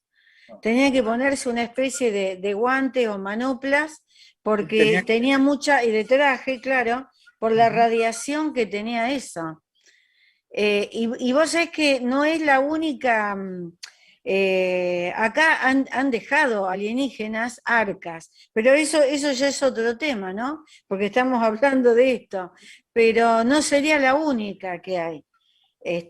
Hay otra en el lugar donde hay una guerra, y hay un arca también aquí en Capilla del Monte, aquí en Argentina. En un subsuelo. Por eso digo que habiendo tantas, de la que estamos hablando, es real y la actividad. Para mí sería una especie de arma o de algo, no sé, que nosotros no conocemos. Parece que muchos teólogos, en una convención que hubo en 2018, de pandemia por supuesto, ellos sostenían que era prudente en algún momento retomar esos textos apócrifos e incluirlos en la Biblia. Claro, no va a ser fácil porque las crónicas bíblicas ya están. Claro. No van a venir a decir, señores, vamos a poner una nueva Biblia, vamos a plasmar. Claro. Ese escenario no va a pasar. Pero estos teólogos científicos creían que en estos textos apócrifos había una riqueza cultural exagerada. Bueno, y ¿qué diría? Escuchen bien, lo va a sorprender. En el Evangelio perdido de Pedro, de María Magdalena y todos los demás, se narra con más excitación la muerte de Jesucristo y la resurrección. que en los evangelios comunes de la Biblia. Bueno, ¿y qué diría usted si le dijera de que usted puede encontrar pruebas dentro de la Biblia de que hubo dos esposas para Adán, que hubo una primera esposa y luego una segunda esposa? ¿De Jesús? De Adán. También tenemos ahí una prueba para la parte de Jesús, pero vamos a ver solo ahorita la parte de las esposas es que de Adán. Hay códigos también. Hay un programa que hicieron donde usted mete la Biblia en hebreo y le da pistas de sucesos increíbles que han pasado, como ejemplo lo de las Torres Gemelas, la muerte de Kennedy, eventos así trascendentes, la muerte de Lincoln, y estaban descritos en la Biblia. ¿Y cómo? Bueno, es sorprendente. Lo vamos a ver después de regresar de nuestro siguiente video. No nos cambien.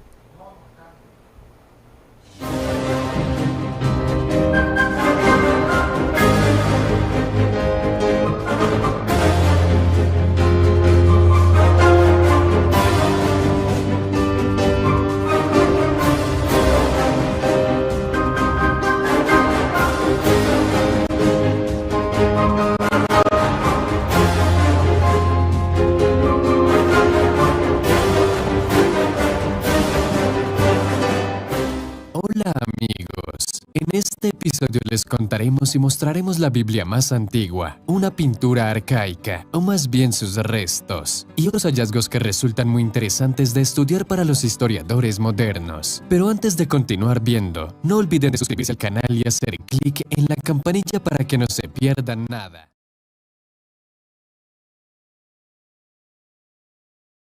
La cantidad de artefactos que los arqueólogos encuentran cada año es incontable, y la mayoría de ellos tienen un propósito muy mundano y práctico. Pero hay artefactos cuyo propósito causa la controversia más feroz entre los científicos. Hablemos de ellos, de los cuales escucharán no solo en este video. Disco egipcio de alabastro. Nuestra lista de artefactos inusuales comienza con un artefacto que ahora se encuentra en el Museo Arqueológico de los Países Bajos y es un disco de alabastro que pesa 75 kilogramos. Los científicos conocen este artefacto desde hace más de 200 años, pero durante este tiempo no han decidido exactamente para qué se usaba anteriormente. De lo único que están seguros los científicos es de que el artefacto definitivamente pertenece a la cultura del antiguo Egipto, y como suponen los egiptólogos, su principal objetivo es un accesorio ritual para el entierro y la apelación a los dioses. Bueno, ¿a qué se atribuyen principalmente las cosas incomprensibles? Por supuesto a la religión y a los rituales. 6 kilogramos de oro puro. La historia de este tesoro comenzó en un pequeño asentamiento urbano de Panagiuriste, Bulgaria, y como suele suceder, el tesoro fue encontrado por casualidad cuando estaban ocupados con cosas completamente diferentes. Los hermanos Deikov tenían una pequeña empresa en la que fabricaban ladrillos y preparaban arcilla para su fabricación. Uno de los hermanos chocó accidentalmente con algo de metal con una pala, ya que no podía haber ningún metal allí. Comenzó a sacar con cuidado el objeto del suelo. Al principio no sabía que el objeto estaba hecho de oro. Tenía forma de cuerno. Después de sacarlo de la tierra, concluyó que era un cuerno de metal, pero el brillo característico de un metal precioso. Se dio cuenta de que el hallazgo era valioso. Corrió hacia sus hermanos para mostrarles su descubrimiento. Cuando lavaron y limpiaron el objeto, se dieron cuenta de que era un artículo muy caro y valioso para los arqueólogos. Uno de los hermanos propuso volver y cavar un poco más, y así lo hicieron. Casi de inmediato sacaron otro objeto y luego otro más. Los hermanos encontraron 9 artefactos únicos de asombrosa belleza. Según datos históricos, las tribus tracias vivían en estas tierras. Todavía existe un debate entre los historiadores quiénes crearon estos objetos únicos. Se cree que fueron hechos por los antiguos joyeros griegos y con la ayuda del comercio llegaron a estas tierras. La edad aproximada de su elaboración es de 4 a 3 siglos antes de Cristo. Los productos representan la vida de dioses griegos y personajes mitológicos, y los hermanos entregaron todos los valores encontrados a los arqueólogos. Ahora este tesoro se conserva en el Museo Nacional de Historia de Sofía. El cannabis se usaba en la antigua Judea. Como resultado de las excavaciones arqueológicas en Israel, los científicos descubrieron una sustancia misteriosa en el altar de un templo antiguo. Su análisis con la ayuda de la tecnología moderna revela que contiene cannabis e incienso. El descubrimiento sugiere que las sustancias psicoactivas desempeñaron un papel clave en los rituales en el reino judío. Allá por 1963 en Beerseba, una ciudad ubicada en el distrito sur de Israel, Los arqueólogos descubrieron hasta entonces desconocidos altares religiosos de piedra caliza. Encontraron restos de cannabis, una planta de la familia cannabis, e incienso, lo que indica su uso con fines religiosos en la antigua Judea. Según los arqueólogos, esta es la primera evidencia encontrada del uso de cannabis con fines religiosos en el antiguo Cercano Oriente. Los científicos han determinado que la sustancia del pequeño altar de 40 centímetros de altura es cannabis mezclado con estiércol que se usaba para calentar. Y una sustancia encontrada en un pequeño altar de 50 centímetros de altura sugiere que es incienso mezclado con grasa animal, que se usa para la evaporación. El descubrimiento también sugiere que el cannabis era parte de las prácticas religiosas, y el descubrimiento de partículas de incienso permitió una comprensión más profunda de qué sustancias se usaban para el incienso en el reino de Judá. El jefe del Departamento de Arqueología de la Edad del Hierro en el Museo de Israel en Jerusalén, Eran Arie, dijo que esta no es la primera cultura en usar plantas alucinógenas en sus rituales. Sus efectos permitían entrar en cierto estado. En su opinión, este descubrimiento reveló nuevos aspectos de la religión de los judíos.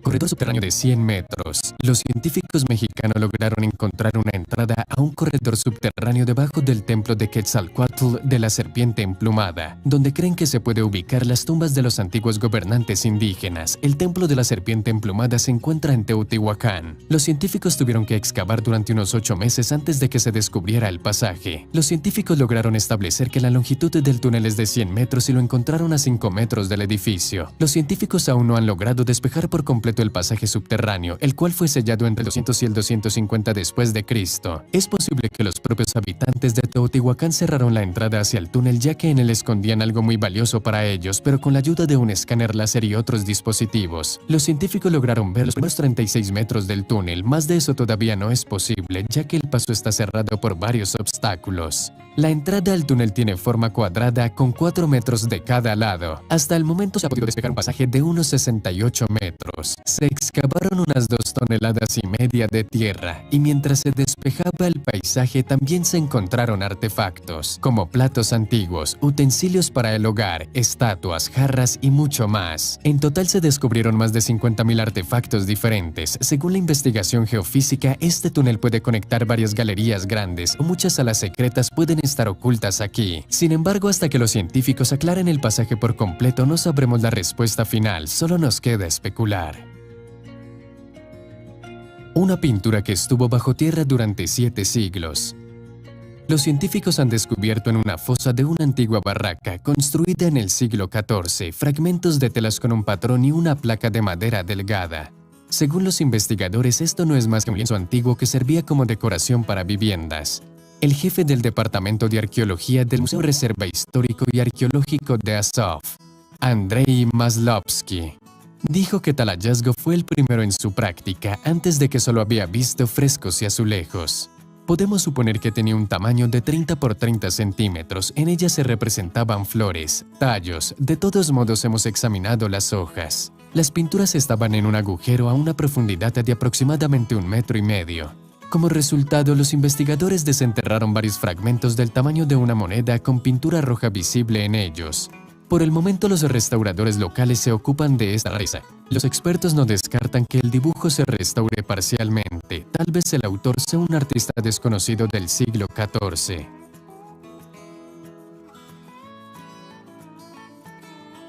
Una figura de un museo en Perú. Si la mayoría de las figuras se pueden explicar mediante imágenes abstractas de animales, entonces en este caso particular todo es mucho más complicado. Aquí vemos claramente un hombre que sostiene frente a él nada menos que un volante, y frente a él hay una cosa incomprensible. Sorprendentemente, los científicos no intentan explicar este artefacto de ninguna manera y en su mayor parte simplemente lo ignoran. Por supuesto, esto es solo una pequeña parte de los artefactos, que no se explican en absoluto, o se atribuyen a accesorios religiosos o incluso se pierden por completo. Nuestra historia está llena de misterios y secretos. Desafortunadamente, una gran parte de ellos no quedará descifrada. Evangelio de Bernabé.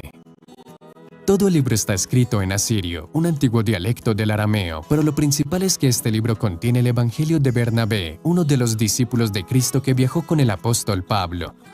Los resultados del estudio mostraron que su edad es de 1500 a 2000 años. Es decir, este libro bien pudo haber sido escrito en tiempos de Jesucristo. Hoy esta Biblia antigua se conserva en el Museo Etnográfico de Ankara. Sus páginas están hechas de pieles de animales y se han vuelto negras con el tiempo, por lo que no se puede leer todo el texto. A pesar de su origen muy misterioso, esta versión de la Biblia causó un verdadero alboroto en el Vaticano porque el texto refuta directamente lo que enseña la Iglesia. En la versión de Bernabé, hay al menos 5 inconsistencias con el texto bíblico establecido en el Concilio de Nicea.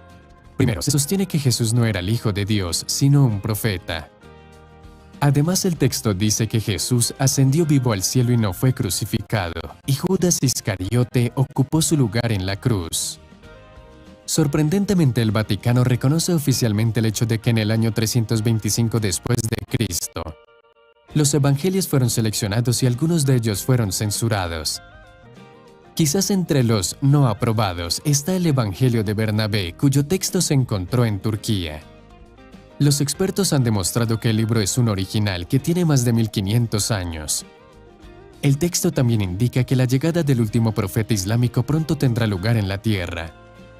El Vaticano tiene la intención de realizar un estudio más detallado de la Biblia por parte de expertos católicos en cooperación con sus colegas turcos. Se cree que en el Concilio de Nicea, los evangelios que eran parte de la Biblia, el valor de esta Biblia también sirve como confirmación de la autenticidad. Según estimaciones preliminares, cuesta al menos $28 millones.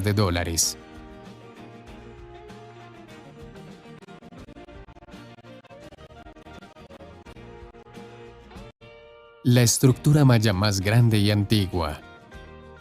Tradicionalmente se creía que durante el periodo comprendido entre el 1000 y el 350 a.C., los mayas construyeron pequeñas aldeas. Un hallazgo de científicos estadounidenses de la Universidad de Arizona en el municipio de Tabasco, México, cerca de la frontera con Guatemala, arroja dudas sobre esta teoría. En el sitio de Aguada Phoenix, los científicos descubrieron una plataforma artificial subterránea oculta que mide 1413 metros de norte a sur y 399 metros de este a oeste. Elevada entre 10 y 15 metros, 9 caminos anchos se ramifican desde la plataforma. El complejo gracias al uso del LiDAR, una tecnología de teledetección desde el aire mediante láseres que permite obtener información sobre objetos ocultos bajo la superficie.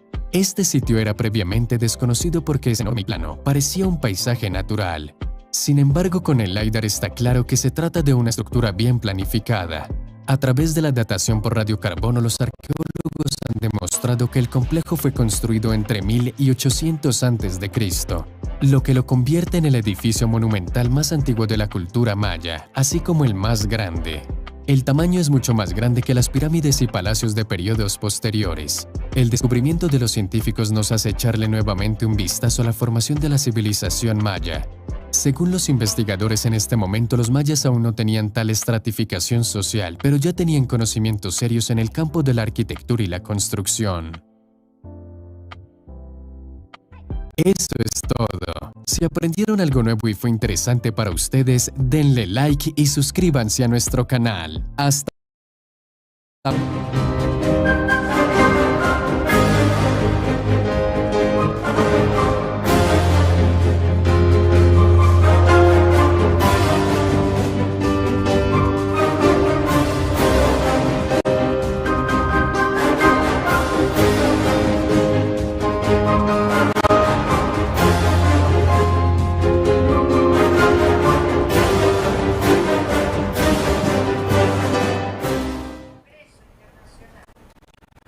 Gracias por continuar en su programa Teorías de la Conspiración. Los invitamos también para que nos busquen en la plataforma de Facebook y YouTube, escribiendo la palabra WTV con más actitud. También nos puede ver en las diferentes cables, ingeniero Tomás. Multicable Canal 11, Cable Color Canal 90 y Claro también en Canal 90 y Tigo Canal 75. Tenemos algunos saludos por acá, dice Tigo Canal 76, perdón, 76 en Tigo, nos puede buscar. Tenemos algunos saludos por acá al Facebook que nos han llegado, dice Denis Contreras dice, buenas noches, saludos, dice. Muy interesante el tema, dice Héctor García, buenas noches. Vamos a ver, hay más saludos por acá. Dice, bueno, excelente programa. Bueno, tenemos comunicaciones, vamos a atender. Buenas noches. Buenas noches, hablo de Progreso. Díganos, ¿tu nombre? Sí, no, la señora de Progreso me identifico. Acérquelo más. Ok. Sí, sí, lo felicito porque está bien interesante todo lo que el humano desconoce, ¿verdad? Muchas gracias. Cuánta enseñanza hay ahí, sí. Y Antonio mencionó algo muy importante, que los científicos lo mencionaron la semana pasada, los científicos de la NASA, que Jesucristo estuvo en el Tíbet y fue un iluminado. Han descubierto que estas personas del Tíbet en meditación se trasladan, que no es necesario irse en nave, sino que se trasladan en su mente, se trasladan y hasta encuentran seres y todo. Entonces yo me pregunto, ¿quién ha hecho esto que no dieran el conocimiento? ¿Quién fue? ¿Y por qué, verdad? ¿Y por qué? Bueno, solamente. Muchísimas gracias. Gracias por su participación. Por la participación. Bueno, que también... Sorprendente lo que ha dicho nuestra amiga el Progreso. Ya días que no hablaba de ella siempre estaba pendiente del programa. Bueno, a ella que le gusta mucho, por lo que veo, aprender sobre estos temas. Queremos decirle que Nani estaba o va a tener este próximo domingo, si no me acuerdo, un congreso, ¿cierto? Sí, estamos armando un congreso internacional de ufología y paranormal. Tal vez producción puede poner ahí el flyer. Un congreso internacional de ufología y paranormal, que se va a realizar el 7 y 8 de mayo, este sábado y domingo, a partir de las 15:30 horas. De Argentina. De Argentina, eso quiere decir que son 3 horas que Argentina nos lleva. Estaríamos hablando de que estaría empezando a las 12 del día en hora de Honduras. Claro, exacto. Así, hora de Honduras. Y te digo que ¿quiénes irán a participar ahí? Bueno, mira, va a participar el investigador Jorge Martín Miranda, que es de Puerto Rico. Un gran investigador, tiene 50 años en sus espaldas, de investigar justamente Puerto Rico, porque allí hay una base americana, bajo tierra, y bueno, se producen muchos hechos que aparentemente no tienen explicación, y este investigador, bueno, la verdad que se trae lo suyo con testimonios, con fotografías, dibujos y demás, nos va a mostrar, él va a hablar de exopolítica, o sea, la conexión de los extraterrestres con vinculados al gobierno. Tenemos en pantalla, Nani, ya el flyer. Ahí está. Vamos en pantalla. De izquierda a derecha tenemos a Edward Valenzuela Gil. Sí, él es de Perú. Silvana Redetiz, Anthony Choi, que es en los programas de History que lo hemos visto comentando. Luego Sergio Monor de España, Jorge Martín Miranda de Puerto Rico, Guillermo Aldunati de la Argentina. Tenemos a Dayana Maussan, que estábamos hablando, que es la hija de Jaime Maussan. Charlo Buitriago, que es de Colombia, y Carmen Soto, la investigadora chilena. A ver, un buen panel. Sí. Y bueno, y quien les habla, también yo voy a disertar acerca de los mapas del final de los tiempos, y bueno, y mi compañero, el co-conductor, digamos, del evento es René Capdevila, que tiene su programa aquí en Rosario, Mundo Omni Digital. Este es el segundo congreso internacional que hacemos en la ciudad de Rosario. El próximo, creemos que vamos a hacerlo presencial. Esta vez este año no lo pudimos hacer porque Bueno, estuvimos hablando con médicos y demás y nos dijeron que ahora en invierno iba a haber digamos, un nuevo brote de COVID. Entonces, hemos decidido hacerlo virtual porque imagínate vos que un congreso presencial es mucho gasto, mucho más trabajo también, y no nos podíamos arriesgar a que venga ese brote y que después no nos pudiéramos reunir, ¿verdad? Así que incluso ya te digo que los sanatorios y hospitales aquí en Argentina están creciendo los casos y ya hay gente internada, cosa que el mes pasado no sucedía eso, hoy ya los tenemos nuevamente. Por eso hemos decidido hacerlo virtual. Sí. El COVID es el de nunca acabar. Claro. Y referente al Congreso, te quería decir que abordamos digamos,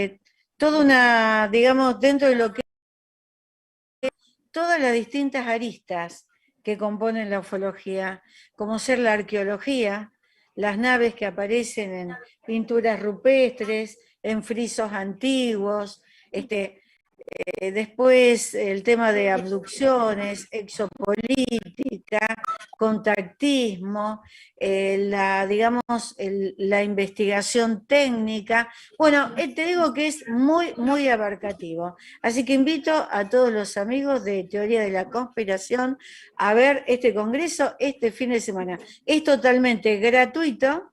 También esa es una de las cosas que nosotros queríamos que todos tengan la oportunidad de ver a estos investigadores que son realmente de lujo. Por eso lo hacemos gratuito, no cobramos para ingresar a YouTube y se va a hacer en su zona, digamos, de confort, en sus casas. Pues, adelante. Muy bien, gracias por esta información y esperamos que todos nuestros podamos estar en este congreso que es el viernes. No, es sábado. No, sábado y domingo. Muy bien, sábado y domingo, a hora de Honduras sería 12 del mediodía. Podemos entrar a YouTube y desde ahí verlo. O ¿cómo sería, Nani, por favor? Entran directamente a YouTube, al YouTube mío, el Ministerio de lo Desconocido. Entonces cliquean ahí y automáticamente ya vamos a estar transmitiendo en vivo el congreso. Una pregunta, ¿la gente puede interactuar, los que participen o no? Sí, va a estar habilitado el chat para que las personas puedan hacer preguntas al expositor. Cada expositor tiene 30 minutos y cuando termina, bueno, podemos ir leyendo las preguntas para que puedan ir contestando. Me llaman la atención todos, pero una de las que...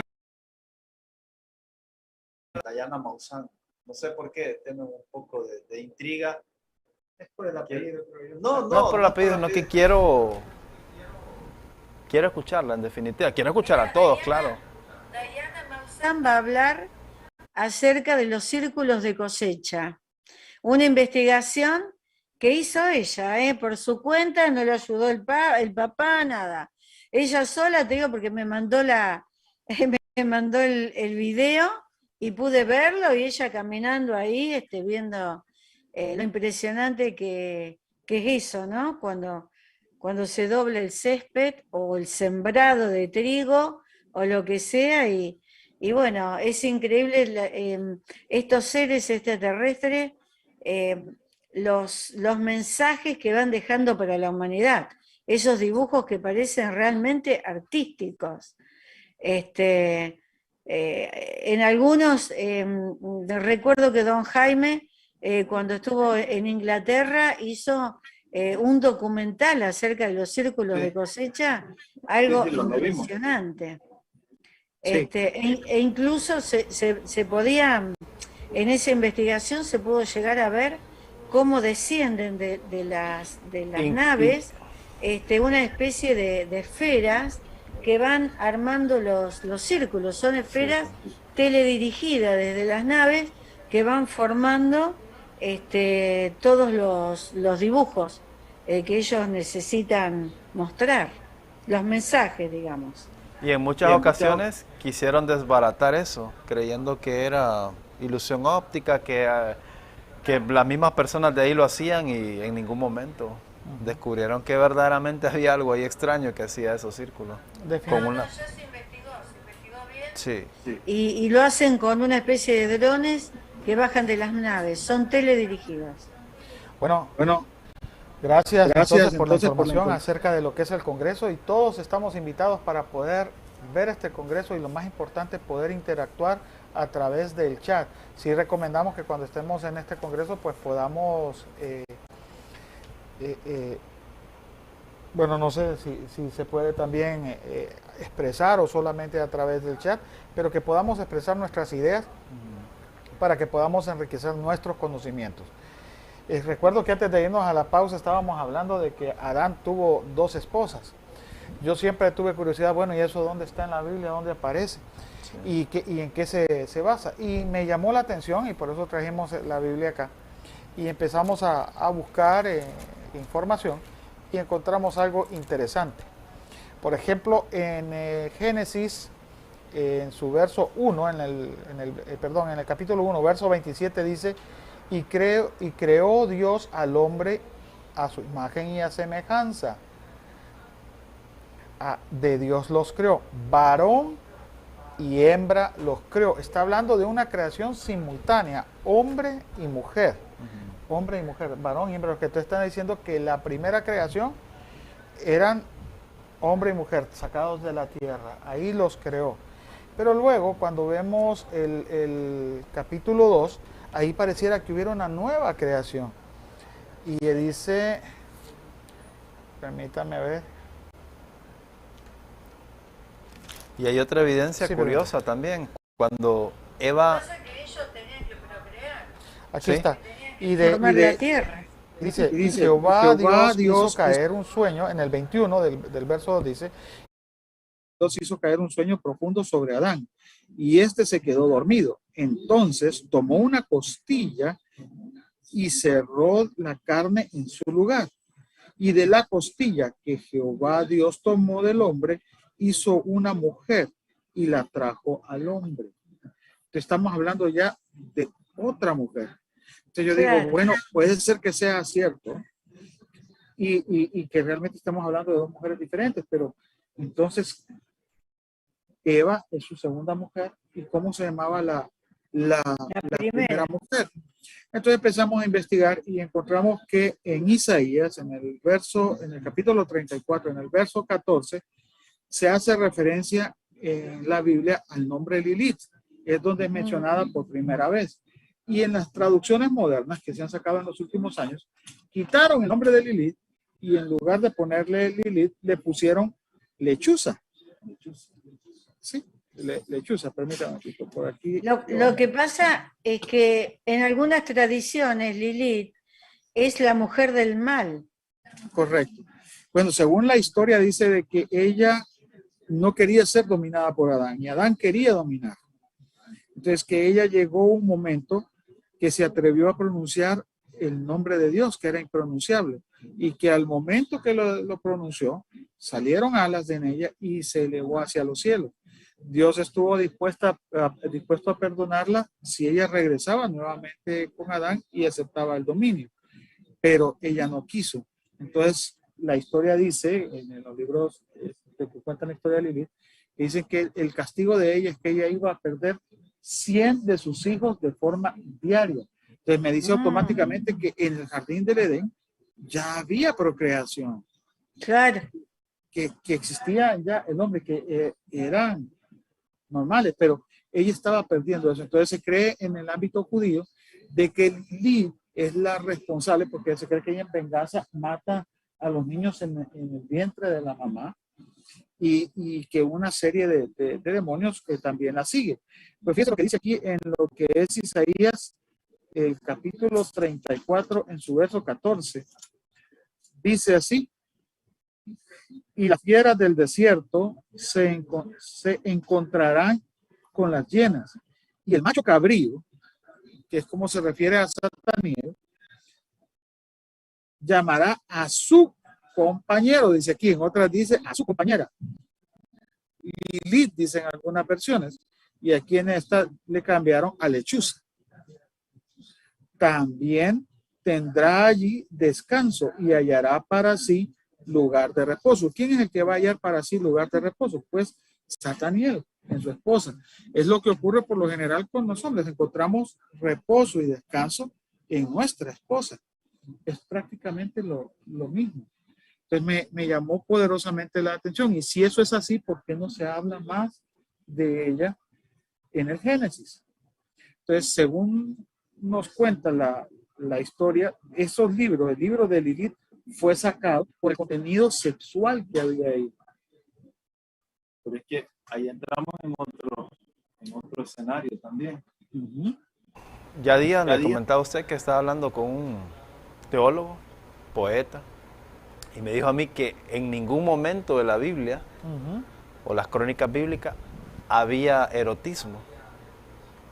Y sí hay erotismo en la Biblia, y claro, exagerado y en gran medida. Bueno, de hecho, ¿sabía ustedes que los japoneses no leen la Biblia o no le dan la Biblia a los niños porque dicen que hay una cantidad de erotismo en ella y que los niños pueden despertar rápidamente? Exagerado. Bueno, eso es curioso. Pero con el maestro Ennio Muñoz, mis respetos ahí detrás de cámara al maestro Ennio Muñoz, que siempre hace un trabajo extraordinario. Recuerdo que en esa ocasión hablábamos un programa y él, pero en serio, Antonio, sí, busca el Cantar de los Cantares, el libro, el Cantar de los Cantares. Si usted lo lee, ahí habla que el tipo va a la alcoba, que tiene el acto sexual con ella, que la lleva a la cama, que la desnuda, y no es mentira. Usted va a decir que estoy blasfemando. No, yo no digo que no, solo le digo que lo busque para que lo podamos ahí probar. Está. ¿En dónde? Creo que en el Cantar de los Cantares, el Antiguo Testamento. Eso lo leen en la ceremonia de casamiento de los testigos de Jehová.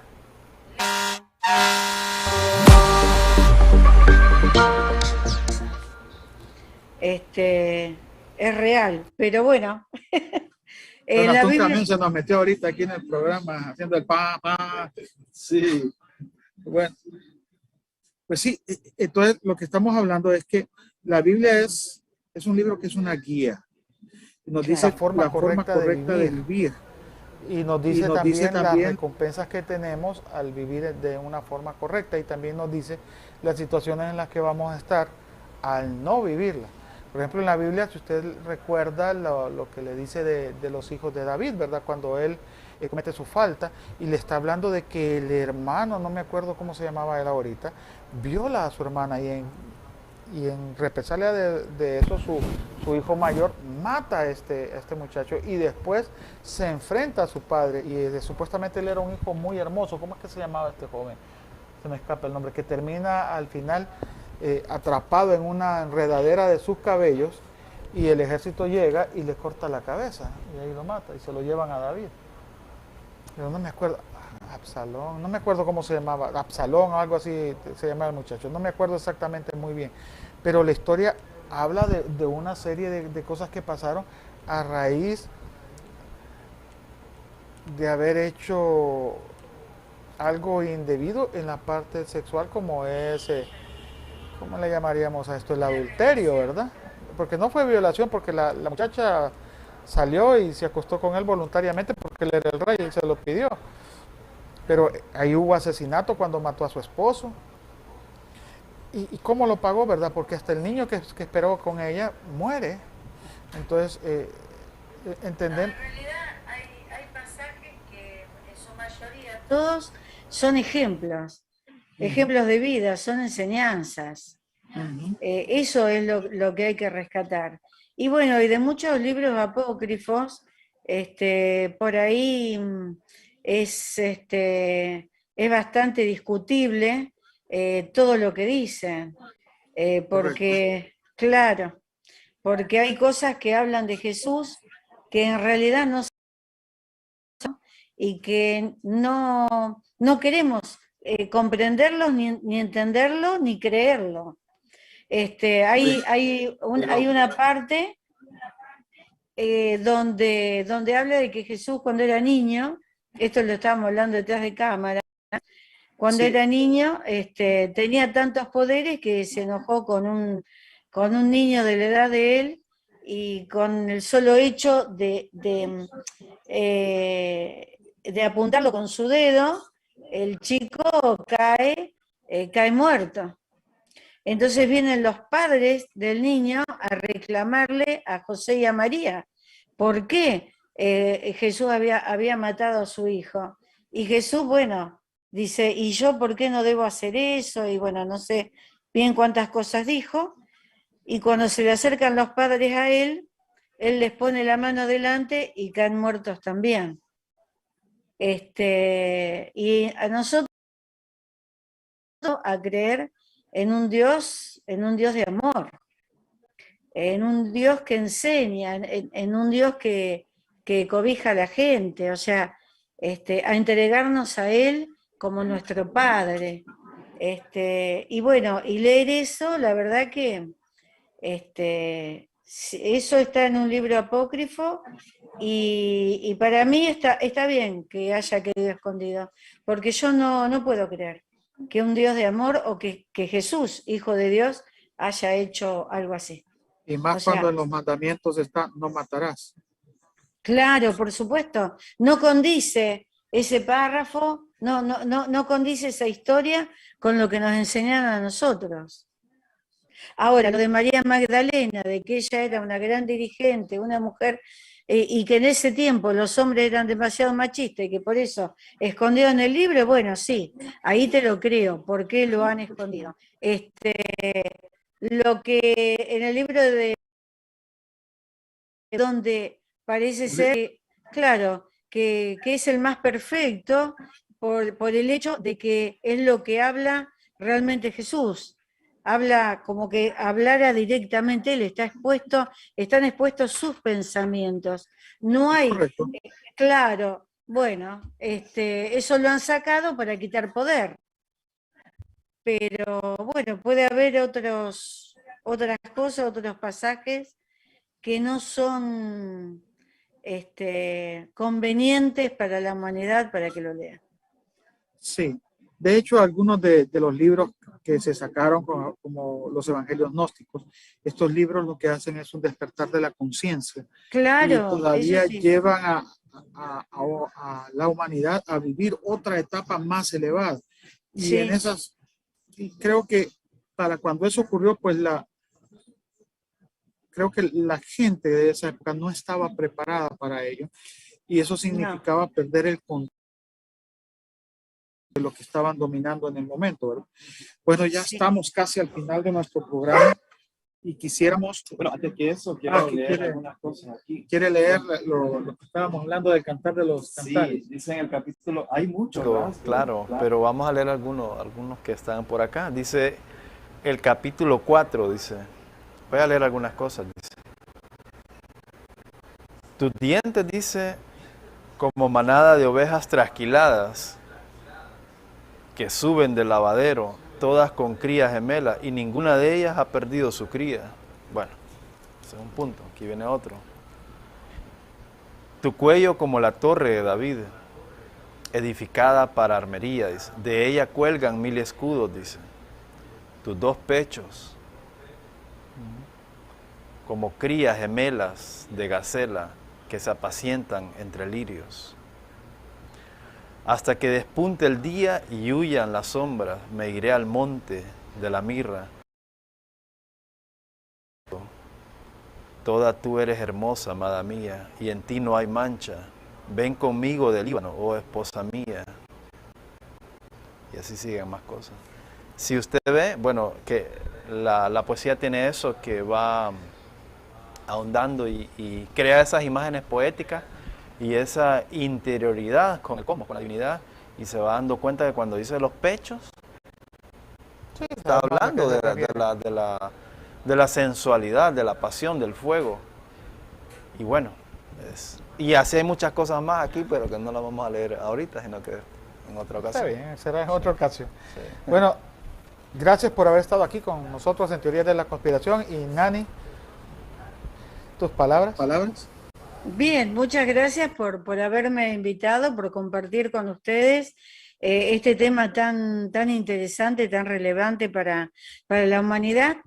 y que ha hecho realmente es una guía para el vivir todos los días, como dijiste vos, el vivir continuo de todos los días, ¿no? De las personas. Por eso la Biblia, tanto como las 3 Biblias y otros libros más muy parecidos a la Biblia, son libros que le dicen libros vivos, libros que tienen vida. Y bueno, esperemos que no se apaguen nunca y que los libros apócrifos salgan a la luz, justamente para expandir la conciencia a la humanidad. Bien, te agradezco, Tomás, Antonio, por la invitación, y agradezco a todas las personas que nos están viendo, que nos están escuchando, y a los próximos, porque como este programa ya queda grabado, en los próximos días, a partir de mañana, se van a seguir replicando las visitas, así que saludos para los que vendrán en las próximas horas. Y no se olviden, los espero a todos este fin de semana, en el Congreso Internacional de Ufología. Muchas gracias, Antonio. Gracias.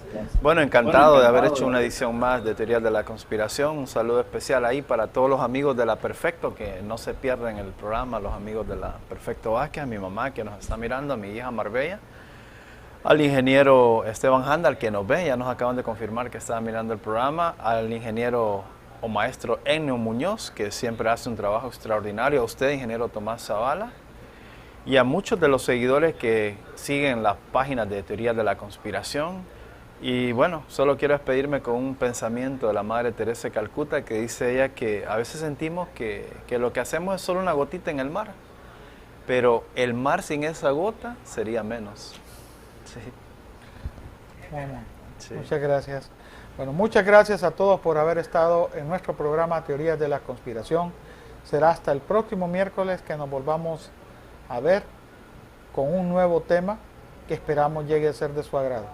Recuerden, el conocimiento es poder y utilizado con responsabilidad rompe cualquier barrera. Hasta la próxima.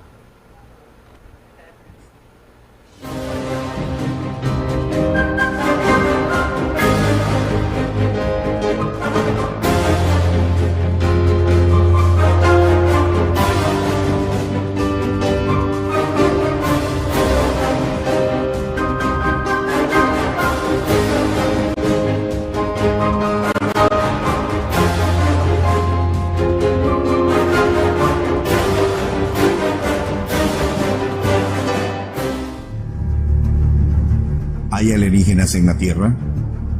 ¿Pisó realmente el hombre la Luna? ¿Hay armas de alta tecnología operando inteligentemente sin nuestro conocimiento? Desde estelas químicas hasta Jesús o Kennedy, haremos una cuenta atrás de las conspiraciones y planes secretos más notorios de todos los tiempos. Si la historia que nos enseñaron en el colegio fuera mentira, ¿está el gobierno controlado por una sociedad secreta? Bienvenidos al mundo de las conspiraciones, donde los secretos ocultos y apariciones extraterrestres tienen un mismo origen. Esto es Teorías de la Conspiración.